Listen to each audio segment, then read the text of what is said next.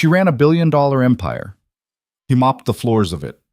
When the elevator jammed between the 42nd and 43rd floor, she had 97 minutes of air, a panic attack building in her chest, and only one voice on the other end of the intercom. His. She didn't know his name. She didn't know he was a widowed father. She didn't know that by the time the doors opened, everything she thought she wanted would be worth nothing compared to what she'd just found. And she had no idea the entire world was about to watch it happen. If you're with me, drop a like and comment the city you're watching from. I want to see how far this story travels tonight. Stay with me to the end. You don't want to miss what she gives up. The alarm on Daniel Reyes' phone went off at 4:47 a.m., same as every morning, and he silenced it before the second buzz so it wouldn't wake Mia in the next room. He lay there for a minute in the dark, staring at the water stain on the ceiling that had been there when he moved in 3 years ago and would probably be there when he moved out.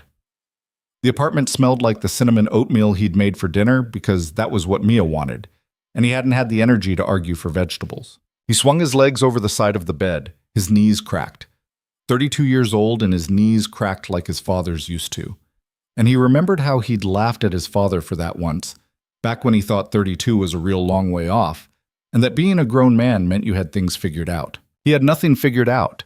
He had a kid, a lease, a blue uniform shirt with his name stitched in white thread above the left pocket, and a travel mug that he filled with coffee so bitter it made his eyes water. That was the inventory of Daniel Reyes' life, and most mornings that was enough. He brushed his teeth in the dark because the bathroom light was too bright and woke Mia up if the door wasn't shut all the way, and the door didn't shut all the way because the frame was warped and the super had been promising to fix it since last Christmas. He pulled on his uniform pants, he laced his boots. He made her lunch, peanut butter on the crust-cut bread she insisted on, 2 baby carrots she wouldn't eat, a juice box, and a note he wrote every single morning on a yellow post-it. You are brave. You are loved. Dad. He stuck it inside the Tupperware where she'd find it at snack time. At 5:20, he woke her up the way he always did, sitting on the edge of the bed and putting his hand on her back. Mia, sweetheart, she groaned and rolled away from him. I know, baby. Up and at 'em. Dad? Yeah. I don't wanna. I know you don't. Me neither. Let's go. She sat up with her hair in her face and one sock on and one sock off, and she looked so much like her mother in that moment that he had to stand up and walk to the window for a second.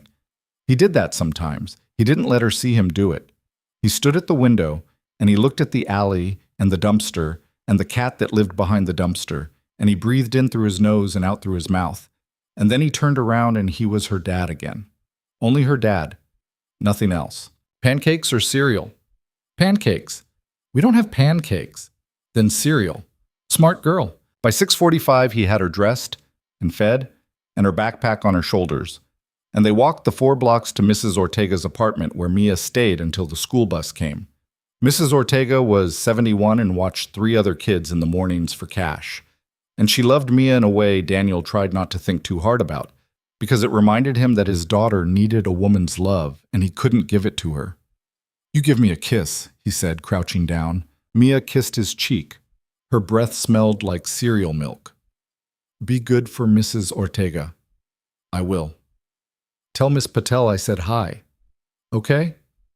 I love you to the moon. And back, she said, rolling her eyes a little because she was 6 now and starting to think the ritual was babyish, and that small rolling of her eyes broke his heart in a way he couldn't have explained to anybody. He walked to the bus stop. He rode the B14 for 40 minutes, standing the whole way because it was packed, and he got off at Vermont and 8th and looked up, the way he always looked up, at the building, Hart Mercer Tower. 64 floors of steel and black glass, catching the first of the morning sun along its eastern face, so it looked, for about 20 minutes each day, like it was on fire. Daniel had been inside that building every weekday for 4 years. He'd mopped its floors and unclogged its toilets and replaced its light bulbs and crawled through its ventilation shafts. And in all that time, he had never once ridden the elevator to the 64th floor, because the 64th floor was where Selena Hart lived her life. And Selena Hart was not a woman who shared an elevator with the maintenance staff. On the 64th floor, Selena Hart had already been awake for 2 hours. She was on her second espresso, standing at the window in a charcoal pencil skirt and a cream silk blouse that cost more than Daniel Reyes's monthly rent, though neither of them knew that yet because neither of them knew the other one existed. She was reading a term sheet on her tablet. Her assistant Priya was standing behind her with a second tablet, waiting for her to finish. "Tell them no, ma'am. They've moved on the royalty percentage." "Tell them no. They're going to walk." "Then they walk." "Priya, if a man walks when you say no, he was never going to stay. Tell them no." Priya made a note and said nothing. She had worked for Selina Hart for 3 years, and she had learned very early that Selina did not want consolation or commentary or reassurance. She wanted competence. She wanted her instructions followed and her calendar respected and her coffee hot. She paid Priya $140,000 a year to deliver those 3 things, and she did not pay her for her feelings. What's next? 9 o'clock with legal on the Morgan acquisition. 10:30 press call. 11:15 you're doing the rotation with facilities. The building walkthrough we've been rescheduling. Selina's mouth tightened. We're still doing that? You agreed to it in March. It's for the safety review. The insurance people are down our throats after what happened at the Denver site. Fine. It's 45 minutes. You walk the floors, shake some hands, smile for the internal newsletter. I don't smile for newsletters, Priya. No, ma'am. You stand next to people smiling for newsletters. It's different. Selina almost laughed at that. She didn't. She hadn't laughed, really laughed, in so long that when her body started to do it, her face didn't quite remember the movement, and it came out as a short exhale through her nose. Fine. Who's walking me through? Maintenance supervisor, a Mr. Grayson, and one of his senior techs. A senior tech? Apparently the insurance people want us to show we actually talk to the staff. Optics. Optics, Selina repeated. She turned from the window. The city below her looked small and orderly from this height, which was one of the reasons she had chosen the 64th floor. From up here, everything looked manageable. Everything looked like it could be solved. That was the thing nobody understood about Selina Hart. Not the board, and not the press, and not the men who had proposed to her over the years, and not even her own mother, who lived in a condo in Boca Raton that Selina paid for, and who still asked her every Sunday when she was going to settle down. They all thought she was cold. They all thought she had no feelings. She had feelings. She had so many of them that she had built a 64-story building to get up above them. Daniel clocked in at the basement level at 7:02 a.m. He was 2 minutes late because the freight elevator had been slow, and Grayson clocked him with a look but didn't say anything because Daniel had been on time every other day for 4 years, and Grayson wasn't the kind of boss who punished a man for 2 minutes. Reyes. Yeah. You're with me today? Walkthrough? The thing with the insurance? The thing with the CEO. Daniel stopped halfway through tying his tool belt. You want me on the walkthrough with Selina Hart. I want you behind me. 2 steps. You speak when you're spoken to. You answer questions. You don't improvise. Grayson, come on, pick Benny. Benny likes this kind of stuff. Benny's got a tattoo on his neck and an opinion about everything. You're clean cut and you keep your mouth shut. You're on the walkthrough. Daniel exhaled. All right. 11:15, clean shirt. This is a clean shirt. A cleaner one. Daniel spent the morning on the 31st floor replacing a water main valve that had been leaking into the drywall. He was on his back on the floor of a mechanical closet with his flashlight in his teeth and a wrench in his hand when his radio crackled. Reyes, 10 minutes. He slid out from under the pipes and wiped his hands on a rag. He looked at his reflection in the dark screen of the locked break room microwave on his way down the hallway. He had grease on his jaw. He rubbed it off with his thumb. He looked tired. He was tired. He took the service elevator down to the lobby and met Grayson by the main bank. Grayson handed him a clipboard and said nothing. Where is she? Coming down. From 64? From 64. Daniel looked up at the floor indicator. The number was falling. 63, 62, 61. Reyes. Yeah, breathe. I'm breathing. You look like you're about to pass out. I'm good. She's a person. She eats lunch. She goes to the bathroom. Remember that. Yeah. The elevator dinged on the lobby floor and the doors slid open and Selina Hart walked out. And Daniel understood immediately why people called her what they called her. It wasn't her face, though her face was striking. Sharp cheekbones, dark eyebrows, a mouth that looked like it was constantly deciding whether you were worth her time. It was the way she moved. She walked like the floor had been built for her. She walked like the building belonged to her, which it did. But Daniel had watched plenty of executives walk through this lobby, and most of them walked like they were renting. Priya was a half step behind her. Grayson stepped forward. "Ms. Hart, Tom Grayson, maintenance supervisor. This is Daniel Reyes, senior tech." "Gentlemen," she said. She shook Grayson's hand. She turned to Daniel and extended hers. He shook it. Her grip was firm. Her hand was cold. "Mr. Reyes." "Ma'am." Her eyes moved over him once, quickly, the way a pilot reads an instrument panel. He could tell she was registering the uniform, the name patch, the calluses on his knuckles, the faint smell of the hand soap the maintenance crew used. She filed all of it away somewhere and looked up at Grayson. "Shall we?" "Yes, ma'am. We'll start with the fire suppression room on this floor and work our way up." "Let's." Daniel fell in behind them, 2 steps back, like he'd been told. The walkthrough was not going to be the part of the story anybody would remember. The walkthrough was going fine. They'd seen the fire suppression room and the sub-basement generator and the water treatment unit, and Selena had asked 3 sharp, informed questions that had made Grayson stammer for a second before he caught his footing. She wasn't a woman who let you fake it. Daniel watched her ask Grayson about a pressure gauge reading and noticed how her attention landed on things, like a hawk landing on a fence post. All the way in. They were riding up to the 14th floor to check a sprinkler manifold when she turned and addressed Daniel directly for the first time. "Mr. Reyes, what's the oldest part of this building?" "Ma'am?" "The oldest system, not the oldest floor. The system that's been here the longest without being replaced." Daniel blinked. "The elevator cables, ma'am." "Really?" "Yes, ma'am. The cars were replaced in 2016, the motors in 2019. But the primary cables in banks 1 through 3 are original to the 98 retrofit. Bank 4 was redone after the fire. The others, no." "Is that a problem?" "They're within spec, but within spec and brand new aren't the same thing." She looked at him for a long moment. Grayson shifted his weight. "Would you replace them if it were your decision, Mr. Reyes?" "I'd pull Bank 2 for inspection next quarter. Bank 1 can wait. Bank 3 I'd keep an eye on." "Why Bank 2? "Heaviest traffic. Serves floors 18 through 43. Those are your trading floors and your legal floors. Your lawyers ride that elevator about 900 times a day." She almost smiled. "And what do my lawyers weigh, Mr. Reyes?" "More than they think, ma'am." Priya made a small sound that might have been a laugh. Selena didn't turn her head, but something in the corner of her mouth shifted, just barely, and Daniel felt his neck go hot. "Noted," she said. The doors opened on 14 and they stepped out. The sprinkler manifold was fine. Grayson walked her through it. Selena asked 2 more questions, both good ones, and then they were back in the elevator heading to the 42nd floor, which was the last stop before they'd part ways and she'd go back up to 64, and Daniel would go back to his mechanical closet on 31, and his life would return to normal. That was the plan. The elevator stopped between floors 42 and 43. It didn't stop the way an elevator stops. It lurched.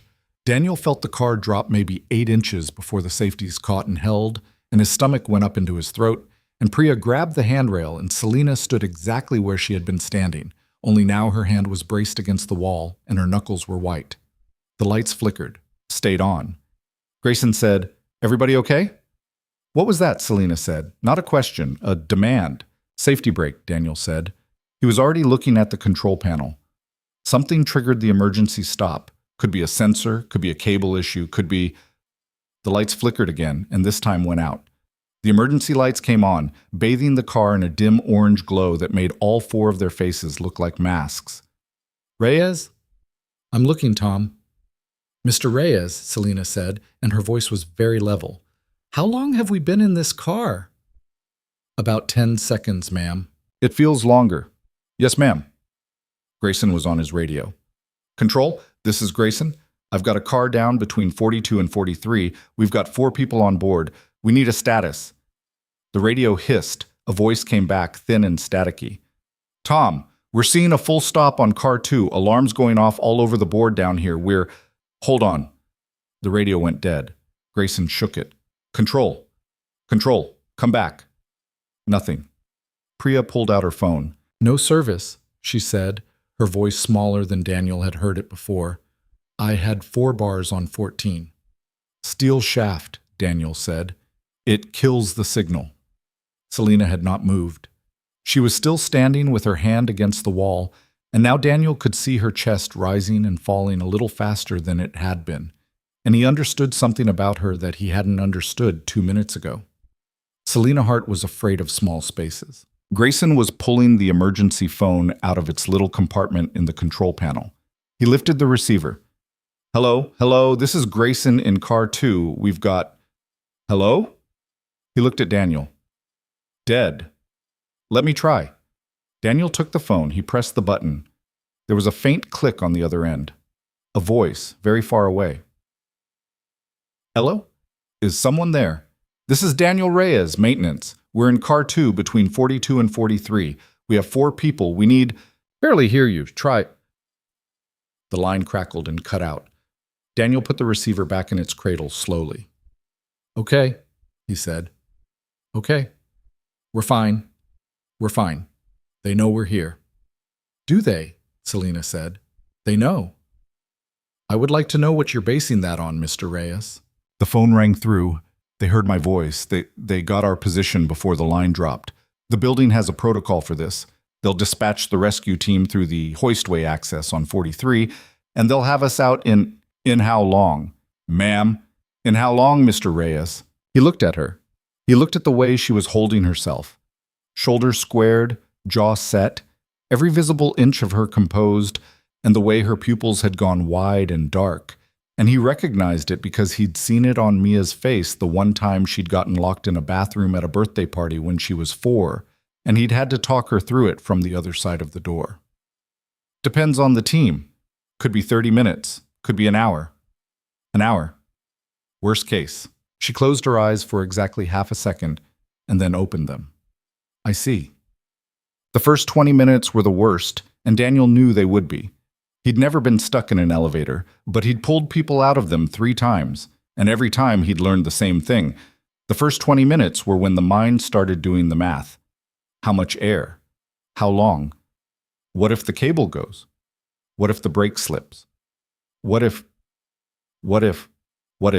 Grayson sat down on the floor with his back against the wall and started going through the maintenance logs on his clipboard. Because Grayson was Grayson, and work was where he went when he didn't know what else to do. Priya sat next to him, her phone in her hand, useless, refreshing the no-signal icon over and over.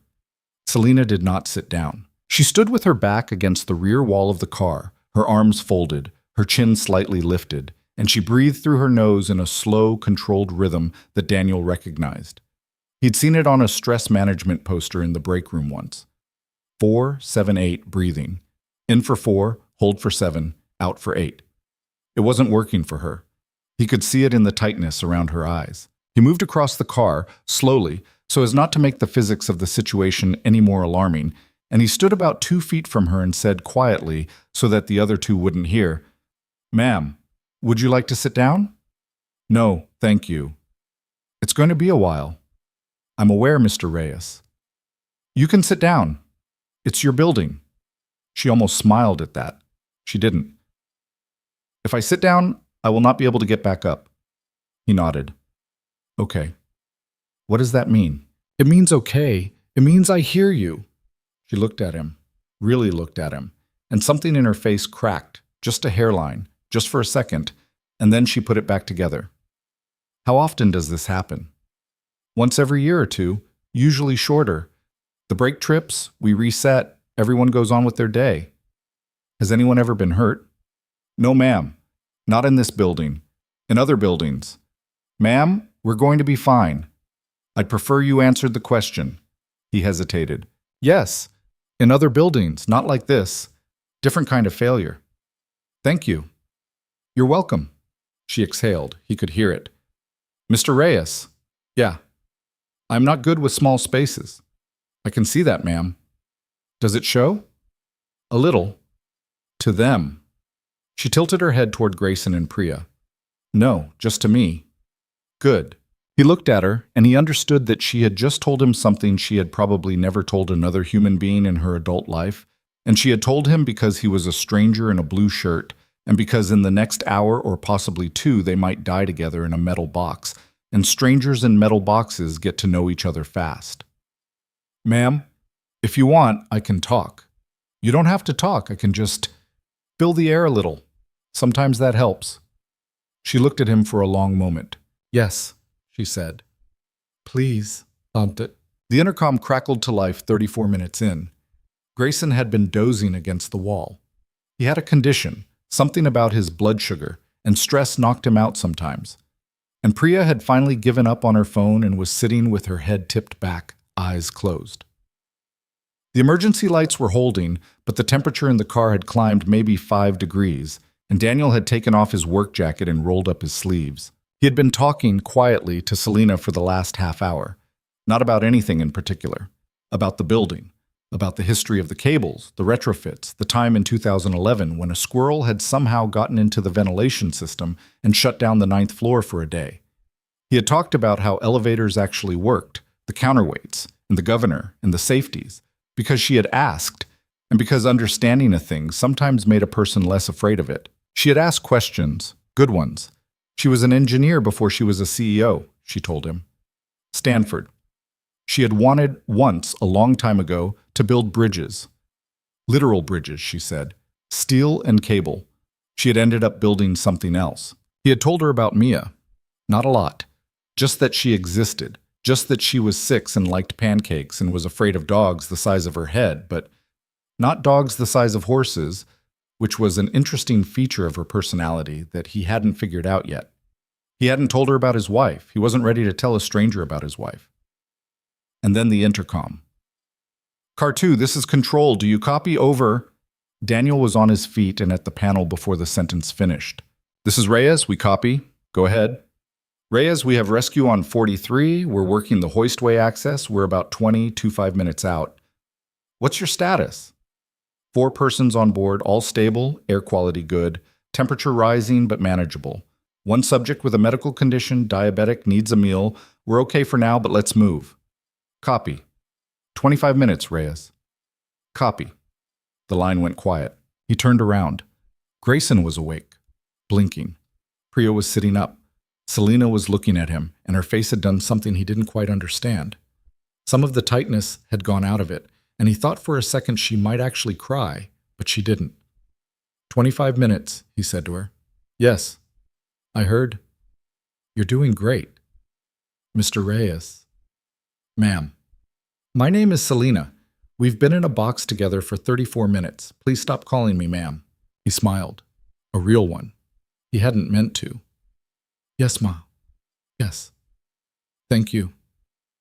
The last 25 minutes was when it happened. Daniel wouldn't have been able to say later what it was, exactly. It wasn't a moment. It wasn't a look. It was just a conversation, a real one, in a broken elevator, between 2 people who had spent their adult lives not being known by anybody. She asked him about his wife. He didn't know why. Maybe because he'd let Mia slip into the conversation and hadn't explained who Mia's mother was. And a woman like Selena Hart noticed a gap that size. Maybe because she was afraid and she needed him to tell her something true, something that cost him, because people in foxholes want to hear real things. He told her. He didn't tell her everything. He told her that her name had been Elena, that she had been 27, that she had been a nurse, and that the irony of a nurse dying in a hospital was something he still couldn't quite get his head around even after 3 years. He told her it had been a brain aneurysm, out of nowhere, at the kitchen table, while she was eating a bowl of cereal. He told her that Mia had been 3, and that Mia sometimes still asked if Mommy was coming home, and that he had stopped knowing how to answer that question about 8 months in. Selena listened. She didn't say any of the things people said. She didn't say, I'm sorry for your loss. She didn't say she's in a better place or any of that. She didn't say anything at all for a long time, and then she said, You're a good father. I'm a tired father. Those aren't opposites. He looked at her. She was leaning against the wall now, her shoes off. She'd taken them off somewhere around minute 40, and the sight of her in stocking feet in the orange emergency light was the most human thing he had ever seen a powerful person look. Why aren't you married? He asked. He didn't know where the question had come from. It was out of his mouth before he'd thought about it. She laughed. An actual laugh. short and surprised. Direct of you. Sorry. No, it's refreshing. You don't have to answer. I will. She tilted her head back against the wall. I was engaged once, when I was 26. He was a good man. He wanted a wife, and I wanted a company. We couldn't figure out how to be both things for each other. So you picked the company. I picked the company. Regret it? Some days. Today? She looked at him. Not today, she said. He didn't know what to say to that. He didn't say anything. She didn't either. Grayson, across the car, was pretending to read his clipboard. But Daniel knew Tom Grayson well enough to know when the man was eavesdropping, and the man was eavesdropping. Priya had gone very still. Selena didn't seem to notice or care. Mr. Reyes. Daniel. Yes. When they get us out of this box, I'm going to do something that's probably inappropriate. Ma'am, Selena, you don't... I'm going to ask you to have coffee with me. He stared at her. I understand that's a strange thing to say to a man in a uniform in a broken elevator. I'm aware of the optics. I'm aware of everything that's wrong with it. She paused. I'm asking anyway. Why? Because I have been in this car for 47 minutes, and I have had more of a real conversation with you than I have had with anyone in about 3 years. And I am not in the habit of walking away from real things when I find them. He didn't answer right away. He thought about Mia. He thought about the blue shirt with his name on it. He thought about Elena at the kitchen table with her bowl of cereal and what Elena would have said if she could have heard any part of the last hour. Elena would have said, "Don't be an idiot, Danny. Go get the coffee." "Yes," he said. "Coffee." "Okay. Okay? Okay." There was a long pause. The air in the car felt different. "Daniel." "Yeah. I'm terrified right now, just so you know." "Of the elevator." "Of the elevator," she said, "and of the coffee."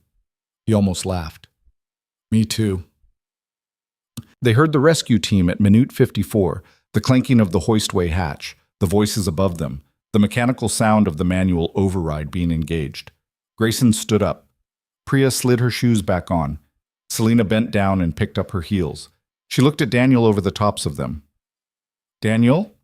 "Yeah." "I meant it." "I know." "Say it back." "I meant it." She nodded once, a small, tight nod.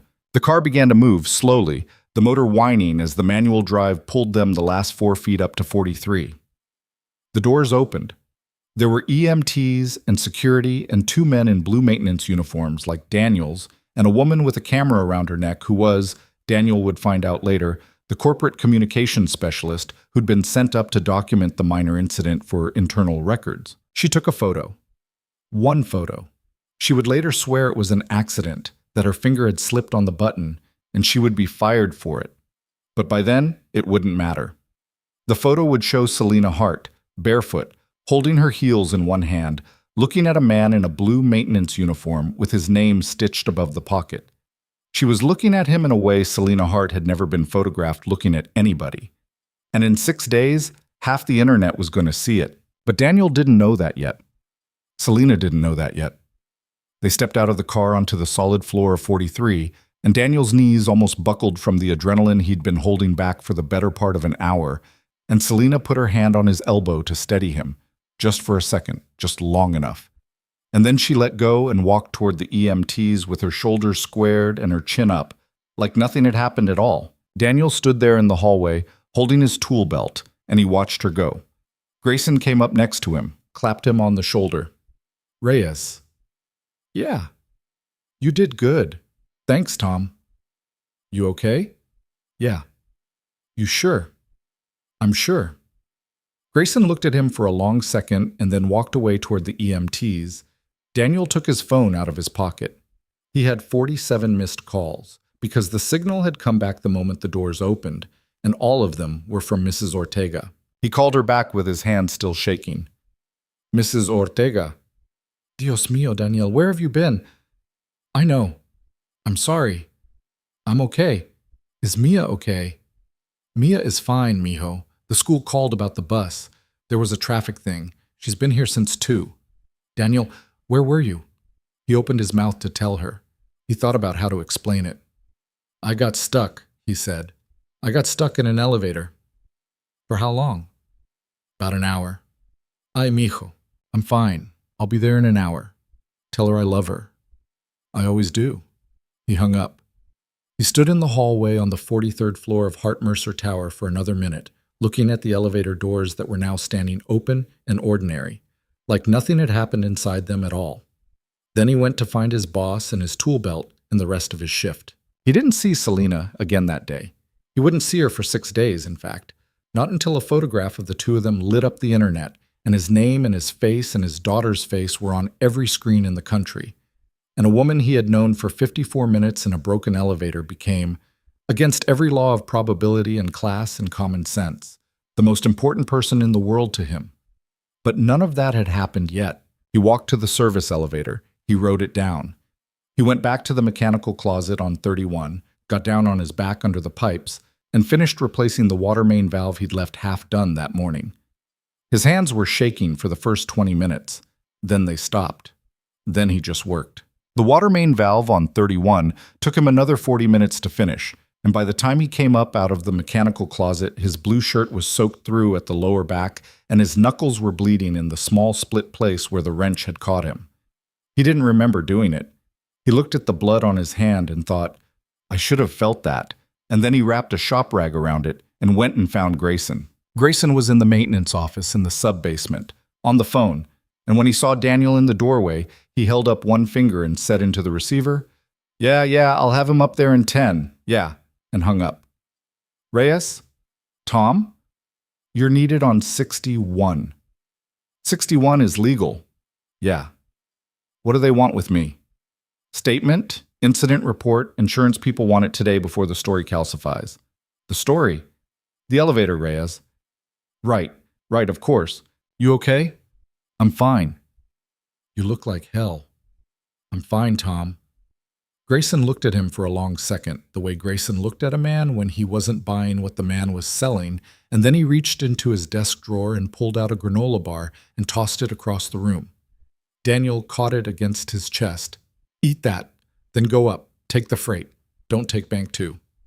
"No plans too." "Reyes." "Yeah. Keep it simple up there. You answered the emergency call. You managed the situation. You were professional. That's the whole story. Don't editorialize." "I'm not an editorializer." "I know you're not. I'm saying it anyway." Daniel unwrapped the granola bar. He ate half of it standing in Grayson's doorway. His hand was still shaking, not from fear anymore, but from whatever came after fear, the thing that settled in your muscles and took its time leaving. He swallowed the last of it dry and nodded at Grayson and left. The legal floor smelled different from the rest of the building. It smelled like carpet cleaner and expensive printer paper and the kind of coffee that came from a machine that cost more than a car. He sat in a conference room with 2 lawyers and an insurance adjuster and a woman from HR, and he told them, in short, flat sentences, what had happened. The brake tripped. The intercom failed. Control called back in at minute 34. Rescue access through 43 at minute 54. All passengers in good condition upon egress. No injuries reported. No property damage observed. The HR woman asked him, twice, whether Ms. Hart had made any statements during the incident that could be construed as personal in nature. Daniel looked at her. "Ma'am, she made a lot of statements. She was scared. She's a person." "I'm asking whether any of those statements—" "She was scared and she talked. That's what people do in a stopped elevator. If you're asking me whether she said anything that embarrasses the company, the answer is no. That's not what I'm asking. It's what you're asking." The insurance adjuster, a bald man in a jacket that didn't fit, cleared his throat. "Mr. Reyes, we appreciate your time. I think we've got what we need." "Are we done?" "We're done." He stood up. The HR woman was looking at him with an expression he couldn't quite place, something between irritation and curiosity, and he didn't wait to find out which one it was. He walked out of the conference room, took the freight elevator back down, and punched out at 6:47, 19 minutes past his scheduled end of shift. He bought Mia a small bag of salt and vinegar chips on the way home because he'd told her last week that she couldn't have them before dinner, and she'd cried about it, and he wasn't above buying his daughter's affection on a day like this. Mrs. Ortega opened the door before he could knock. She had a dish towel over her shoulder and her reading glasses pushed up into her hair, and she looked at him and she said very quietly, in Spanish, a long string of words he mostly caught. The gist of it being that he looked like a man who had aged 3 years in one afternoon. Estoy bien, señora. You are not fine, mijo. I brought her chips. Of course you did. Mia was on the living room floor coloring a picture of what appeared to be either a horse or a dinosaur. She looked up when he came in, and her whole face did the thing her face did, the thing that had been carrying him for 3 years, the small, complete lighting up that was maybe the only thing in his life that still worked the way it was supposed to. Dad! Hi, Bug. She hit him about knee height. He picked her up. She was getting too big for him to pick up, and he did it anyway, every day, because one day it was going to be the last day, and he didn't want to know which day that was. Mrs. Ortega said you were in a vator. An elevator, yeah. Was it scary? A little. Did you cry? No. Did you? I'm not scared of vators. Good. That's good. Grab your bag. Let's go home. She ran to get her backpack. He stood in Mrs. Ortega's doorway, and Mrs. Ortega put a hand on his arm and didn't say anything, and that was somehow the first kind thing anybody had done for him all day. And he nodded at her and looked at the floor because his eyes were doing something he didn't want her to see. At home, he made mac and cheese from a box, and Mia ate 3 bites and asked if she could have the chips, and he said yes, and she ate the whole bag while telling him about a girl in her class named Ruby who had a loose tooth that was only hanging on by like one little string, Dad, like this much. And he sat across the little kitchen table from his daughter and watched her talk and felt his chest unknot, finger by finger. Then his phone rang. The number was unknown. He let it go to voicemail. It rang again. Same number. He let it go. It rang a third time, a different number, and he picked it up because he thought it might be the school or Mrs. Ortega's son, who sometimes called from his wife's phone. Hello? Daniel Reyes? Who's this? This is Margaret Chen from the Tribune. Mr. Reyes, I was hoping... He hung up. He looked at his phone for a second, and then he turned it face down on the table, and he said to Mia, Hey, Bug, let's go watch a movie. Which one? Your pick. Anyone? Anyone. She picked the one about the fish, the one she'd seen 86 times, and he sat on the couch with her curled up against his side, and he did not look at his phone, and he did not open the laptop, and he did not turn on the news, because some part of him, some animal part, had already understood that something had started, and he wasn't ready to look at it yet. He would be ready tomorrow. He would have to be. Upstairs, 42 floors above him, in a penthouse he'd never seen, Selena Hart was already looking at it. She was standing at her kitchen island in a silk robe, with her wet hair pulled back, a glass of red wine on the counter that she hadn't touched, her phone in her hand, and Priya on the other end. It was 9:14 p.m. How bad? Ma'am, I'd rather come over. How bad, Priya? It's on Reddit. It's on 2 Twitter accounts with about a combined 600,000 followers. It got picked up by a couple of the gossip aggregators in the last hour. The original post is from an account called HartMercer_leaks, and it has the one photograph and a caption that reads, quote, Ice Queen finally melts? Spotted in an elevator rescue with a member of the facilities staff. Guess who's forgetting her lines? End quote. Who leaked it? We're looking into it. Best guess is internal. Corporate comms had a photographer up there. Fire her. Ma'am, we don't know for sure it's her. Then find out for sure and then fire her. Yes, ma'am. What does the photograph show, Priya? Describe it to me. There was a pause on the line. Selena could hear Priya choosing her words. It shows you stepping out of the elevator. You're holding your shoes. You're looking at Mr. Reyes. He's looking at the floor. And your face, ma'am. What about my face? It's a face I have not seen before. Selena closed her eyes. How much of a problem is this? Ma'am, Priya. I think it's going to be a problem, ma'am. I think by morning it's going to be a bigger problem. The board will have questions. Let them. Ma'am. Let them, Priya. There's something else. What? Someone's already dug up Mr. Reyes' information. It's circulating. His address isn't out there yet, but his name and his face are. And there's a photo of him with a child from what appears to be a school event last year. The wine glass was in Selena's hand. She didn't remember picking it up. She set it down very carefully on the counter. His daughter. Yes, ma'am. His daughter is in the photograph. Yes, ma'am. Priya, listen to me. I want that photograph gone by 7 a.m. I want it off every platform. I don't care what it costs. I don't care who you have to call at midnight. That child is 6 years old and her face is not going to be on the internet because of me. Ma'am, we can't necessarily… Priya, I hear you. I'll make the calls. Thank you. Ma'am, one more thing. What? Are you going to call him? Selena was quiet for a long moment. She looked out through the wall of glass that made up the western side of her apartment. The city was doing what the city always did at night, blinking and humming and carrying on. And somewhere down there was a man in a blue shirt who had talked her through the worst hour of her adult life, and who had, at some point in that hour, become a person she could not stop thinking about. I don't have his number. I have his number. Priya, I have every employee's number, ma'am. It's my job. Text it to me. Don't call him. Don't pre-screen. Just give it to me. Yes, ma'am. Good night, Priya. Good night, Ms. Hart. She hung up. She looked at her phone. The text from Priya arrived 30 seconds later, a single number with no label, and Selena stared at it for a long time. She did not call him that night. She put the phone face down on the counter and went to bed and did not sleep. And the city did what the city did, and by 6 a.m., the photograph was on the homepage of 4 national news aggregators, and a morning show was calling her office for comment. Daniel found out about the photograph at 6:38 a.m., when his phone, still face down on the kitchen table from the night before, started buzzing at a pace that was not normal. He sat up on the couch, where he'd fallen asleep watching the Fish movie for the 87th time, and walked to the kitchen. Mia was still asleep on his shoulder, and he carried her to her room and tucked her in and closed the door. And then he looked at his phone. 14 missed calls, 31 texts, a voicemail box at capacity. The texts were from people he hadn't spoken to in years. His cousin in Fresno, a guy he'd gone to high school with, 2 different ex-girlfriends. Grayson. Grayson had texted 6 times, and each one had gotten less polite. Reyes. Reyes, pick up Reyes.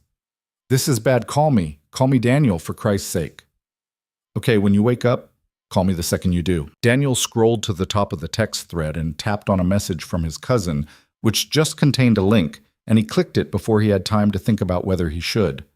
The photograph loaded. He stood in his kitchen in his socks and his sweatpants and the shirt he'd slept in, and he looked at the photograph, and he understood immediately 2 things.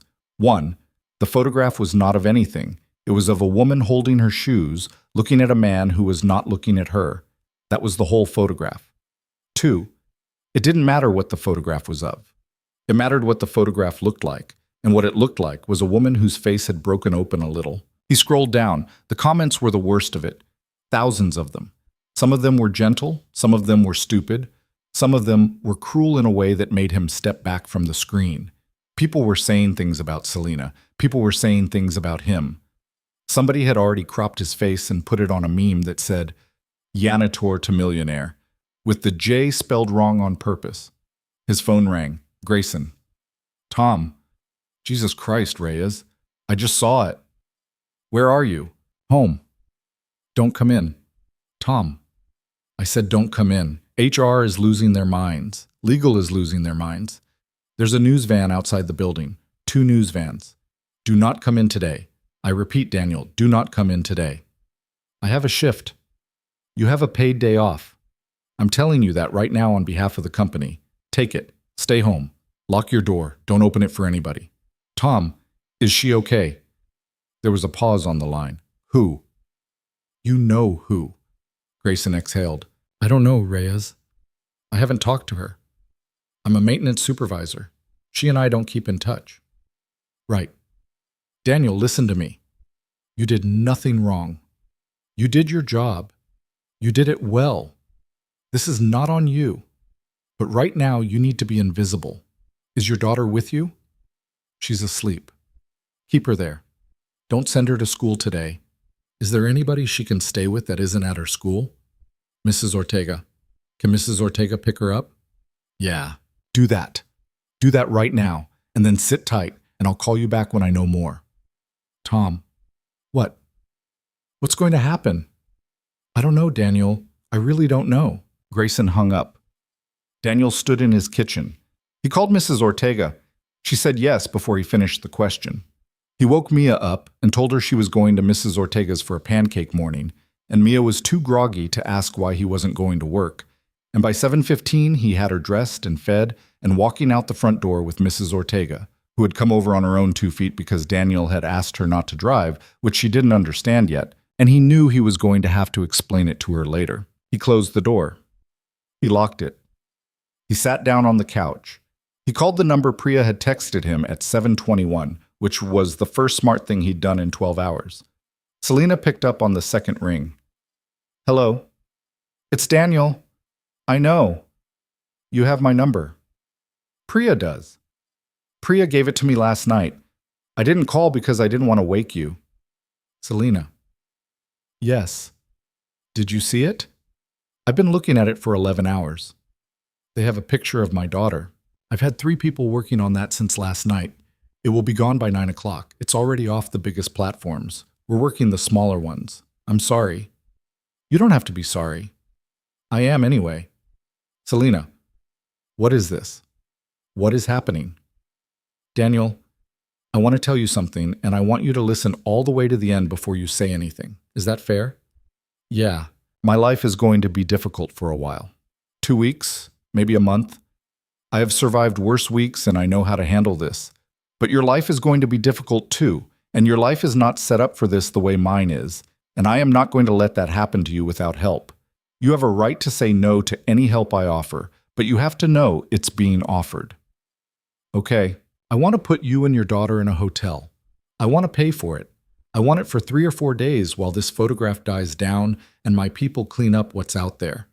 It's a service you would not otherwise have access to, and it's a service I can provide in about 4 phone calls. Will you let me? Selena. Yes. You don't owe me this. I know. I was doing my job. I know. I'm not offering because I owe you. Daniel, are you listening? Yeah. I'm not offering because I owe you. I'm offering because I want to. He was quiet for a long time. My daughter is 6 years old. I know. I don't want her in a hotel. Then I'll find you something else. A house. A quiet house somewhere for a few days. I know a place in the hills about 40 minutes out. It belongs to a friend. There's no one there this week. There's a yard. There's a dog. She's good with children. Selena. I'm trying, Daniel. I know you are. Let me try. He put his head in his hand. He closed his eyes. Okay. The house. I'll send a car at 9. No car. Daniel. No car. I'll drive. You text me the address. You don't have to be proud about this. I'm not. I'm being a father. I don't want my daughter in a car with a stranger today. Fair. I'll text you the address. There's a key under the pot by the side door. Go through the kitchen. The bedrooms are upstairs. Thank you. Daniel. Yeah. About the coffee. He laughed. It came out of him like a cough. He hadn't expected to laugh at anything today, and it surprised them both. We still doing that? When the dust settles, if you still want to. I still want to. Good. Selena. Yes. You good? Another pause, longer this time. I've been better. I'll survive. Take care of your girl. I will. She hung up. He sat on the couch for another minute, and then he stood up and started packing. A duffel for him, a small suitcase for Mia, her stuffed rabbit with the one ear coming unstitched, which he meant to fix every week and never did. 2 changes of clothes for each of them. Toothbrushes. Her coloring book. The book about the girl and the dragon that they were halfway through at bedtime. He was driving on autopilot, and he was glad of it, because if he slowed down, he was going to have to think about the fact that he had just accepted a favor from a woman he had known for less than 48 hours, and that was a thing he did not want to sit with yet.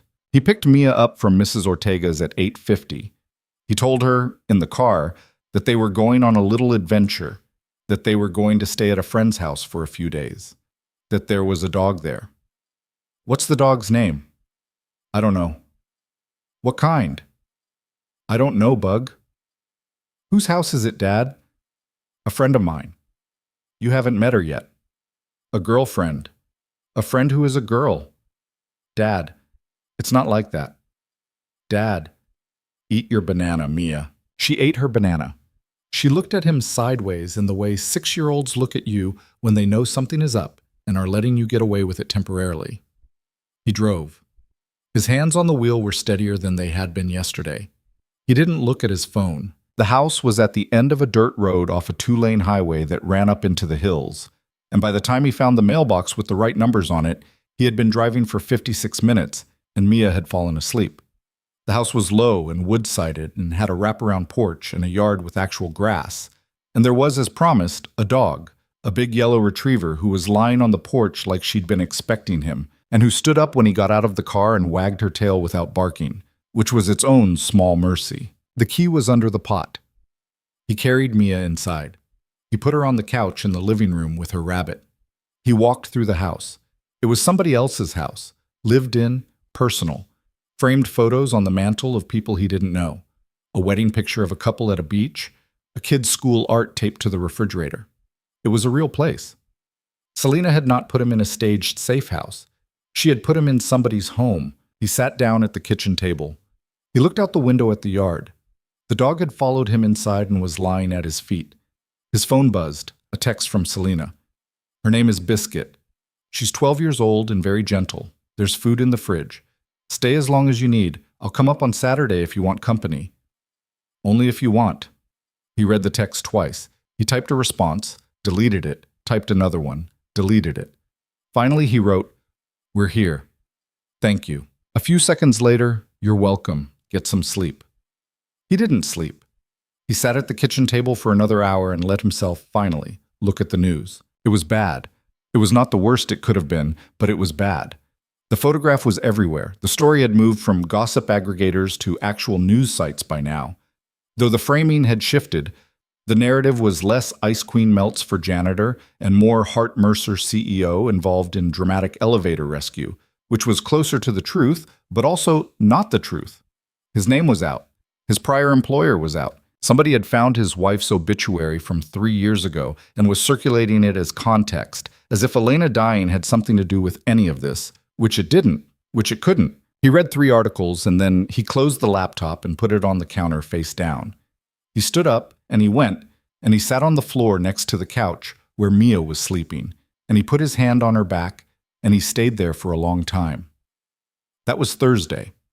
On Friday morning, in the 64th floor conference room, the Hart Mercer Board of Directors convened an emergency meeting. There were 11 of them, 9 men and 2 women, and they had been on the board an average of 14 years, and they were, collectively, worth about $2.8 billion, and they did not like being summoned to emergency meetings. Selena stood at the head of the table in a black suit, and she let them talk for 40 minutes before she said a word. They said what boards say. They said words like optics and brand integrity and shareholder confidence. They said that while nothing improper had occurred, the appearance of something improper was a problem. And in the modern media landscape, the appearance was, in practical terms, the thing itself. They said that the photograph had generated over 200 million impressions in 48 hours. They said that the stock was down 3.5 points since Wednesday's close, which was not catastrophic, but was not nothing. They said that a quiet resolution would be in everybody's best interest. A man named Holloway, who was 73 and had been on the board since the IPO, summed it up. Selena, we are not asking you to apologize. We are not asking you to comment publicly. We are asking you as a personal matter to let this story end. Let him go back to his job. Let you go back to yours. In 6 months, this is forgotten. That is our strong preference. I see. Do you? I hear you, Carl. That's not the same as seeing it. Selena. Carl, may I ask you a question? Of course. When you met your wife, you've been married, 41 years? 43. 43. When you met her, she was a secretary at your firm. I believe I read that in the journal profile last year. Holloway's mouth tightened. That's correct. If the board of your firm in 1983 had asked you to, and I'm quoting you, let that story end, would you have let it? That was a different era, Selena. It was. There weren't cameras. There weren't. You're right. But there were people who thought you'd lost your mind. There were people who told you she wasn't your equal. There were people who told you she'd be a liability. Selena, this is not the same thing. I know it's not. It's not the same thing because I've known this man for 2 days, and you knew your wife for 6 months before you proposed to her. It's not the same thing because you are a man, and you got to choose who you loved in public and who you loved in private, and no board ever asked you about it. And it's not the same thing because I am not asking this board's permission for anything. I am listening to your concerns. Holloway sat back in his chair. You're not going to do what we're asking. I am going to think about what you've said, Carl. I am going to weigh it against other considerations. I am going to make a decision in my own time. And you and I are both going to get back to running a company that was very profitable last quarter and will be very profitable this quarter, because profitability has a way of making photographs less interesting than they seemed last Wednesday. Selena. Yes, there is a version of this conversation in which this board asks for a vote of confidence. She looked at him. Then ask for it, Carl. The room was very quiet. She let the silence sit for a full 10 seconds. Nobody moved. Nobody met her eyes. A woman named Patterson, the younger of the 2 female board members, was looking down at her notepad and drawing a small circle with her pen, over and over. Nobody's asking for a vote, Holloway said finally. That's what I thought. We're expressing concern. Concern noted. Thank you. Priya. Anything else on the agenda? Priya, standing at the side of the room with her tablet, shook her head. Then we're adjourned. Thank you, everyone. Carl, please give my best to Margaret. She walked out of the conference room without looking back. She made it down the hallway and around 2 corners before she stopped, leaned her forehead against the cool glass of a window, and let herself breathe for the first time in an hour. Priya caught up with her. Ma'am, don't. I'm not saying anything. Good. I will say one thing. Priya, that was the most I have ever admired you.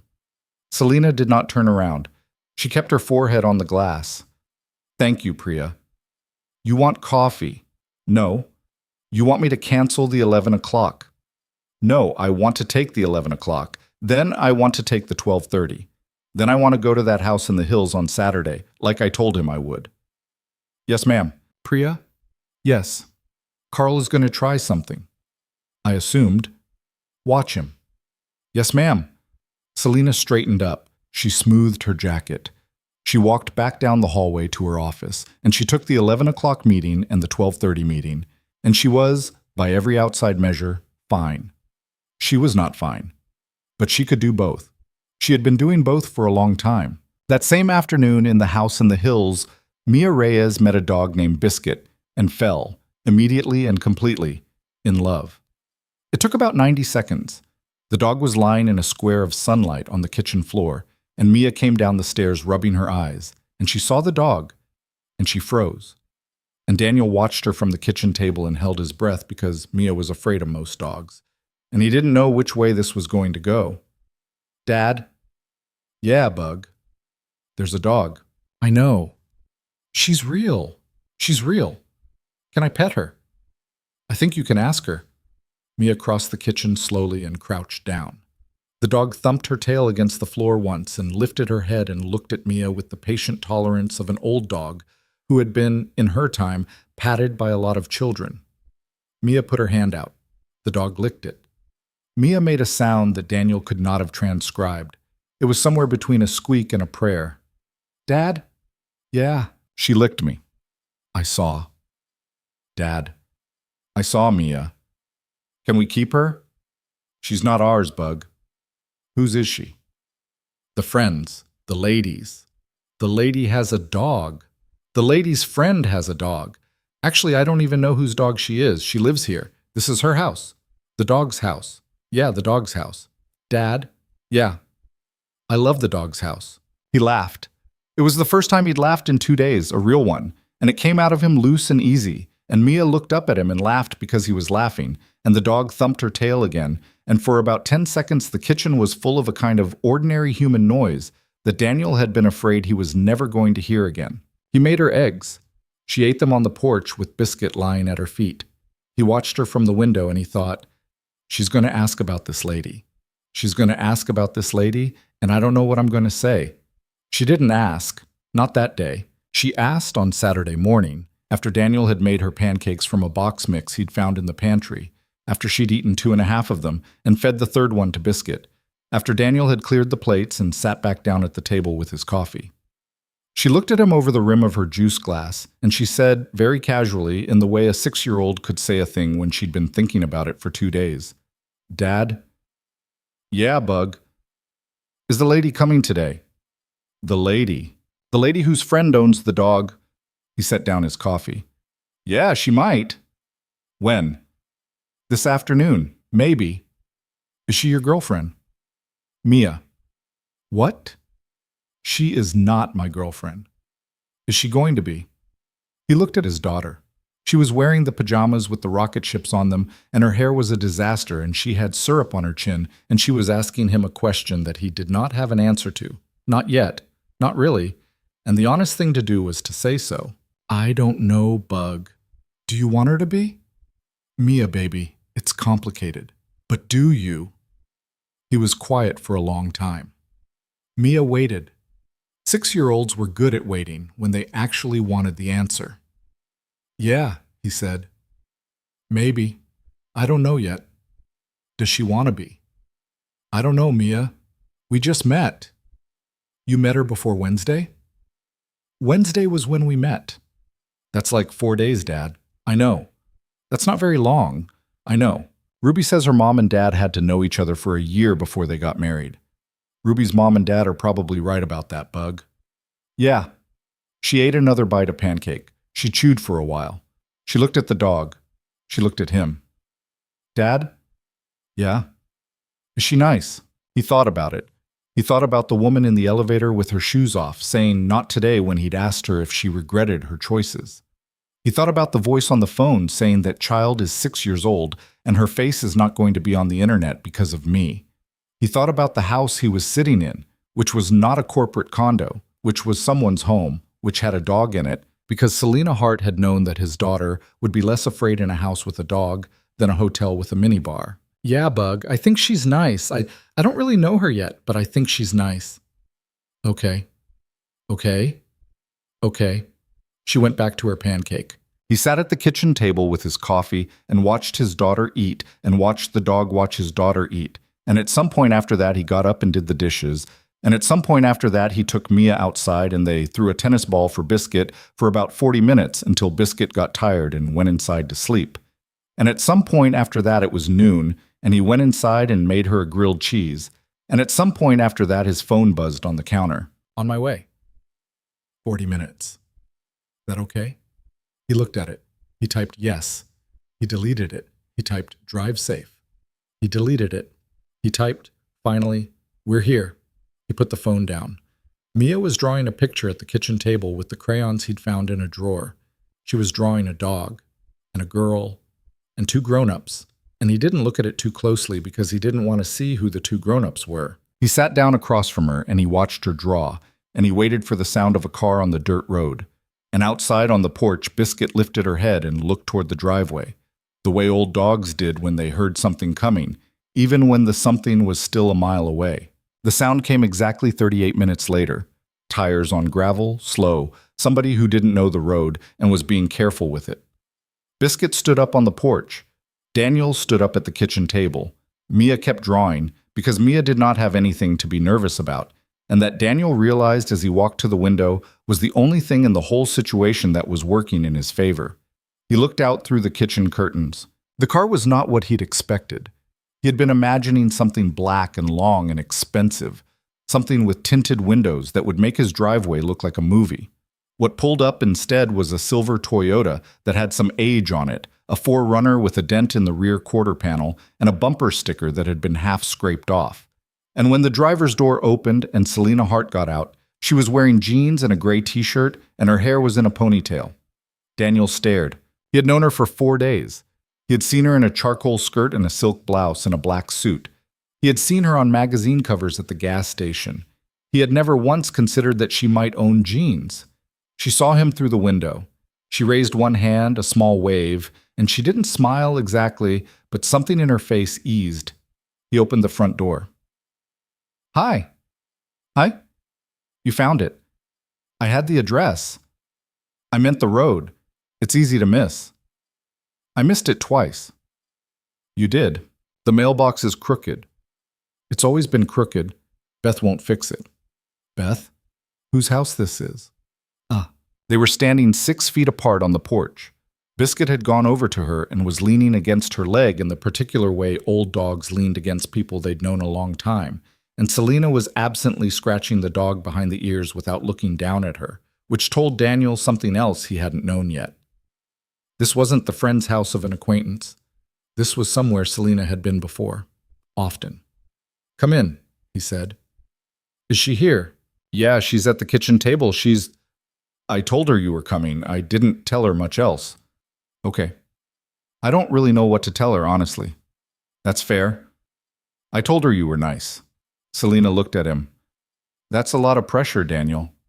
"Yeah, sorry." She walked past him into the house. She knew where the kitchen was. She didn't ask. She walked through the little entryway and around the corner into the kitchen, and Mia looked up from her drawing, and for a full 3 seconds, nobody said anything. Mia was the one who broke the silence, because Mia was 6, and 6-year-olds weren't bound by adult rules about how long a pause should be. "Are you the lady?" Selena blinked. Yes, I'm the lady. Dad said you were coming. He told me you were here. I'm Mia." "I know, I'm Selena." "That's a pretty name." "Thank you, so is yours."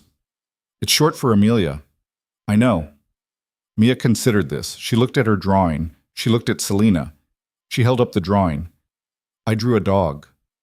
"I see." "And a girl." "That's you." "And 2 grown-ups." Selena walked over slowly and crouched down next to the table so she was at Mia's height. Daniel watched her do it from the doorway.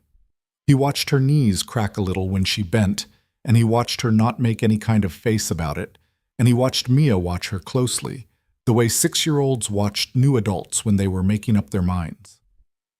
"Who are the grown-ups?" "That one's my dad.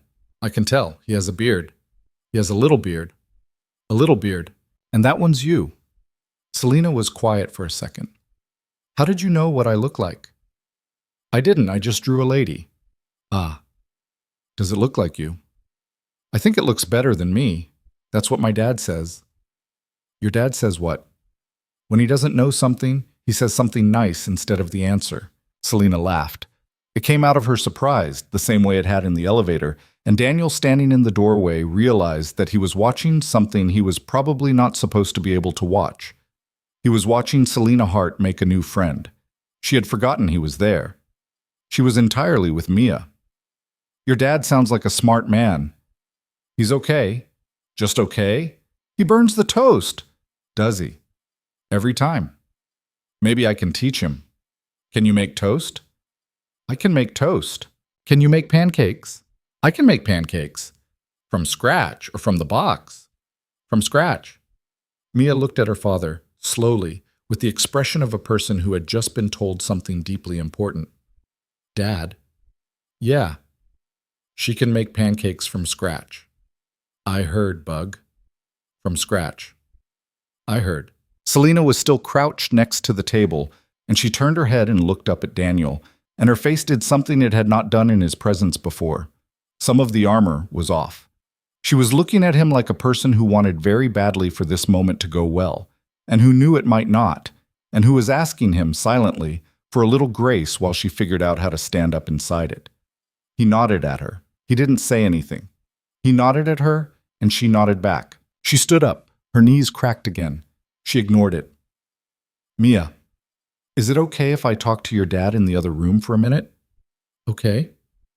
"Thank you." "Then can we make pancakes?" "Then we can make pancakes. Even though it's lunchtime." "Even though it's lunchtime." Mia went back to her drawing. Selena looked at Daniel. Daniel tilted his head toward the living room. They walked in there together. He sat on the arm of the couch. She stood by the window. "She's great," Selena said, quietly, so Mia wouldn't hear. "She's 6. That's not a contradiction. "No, I know. I was scared of her."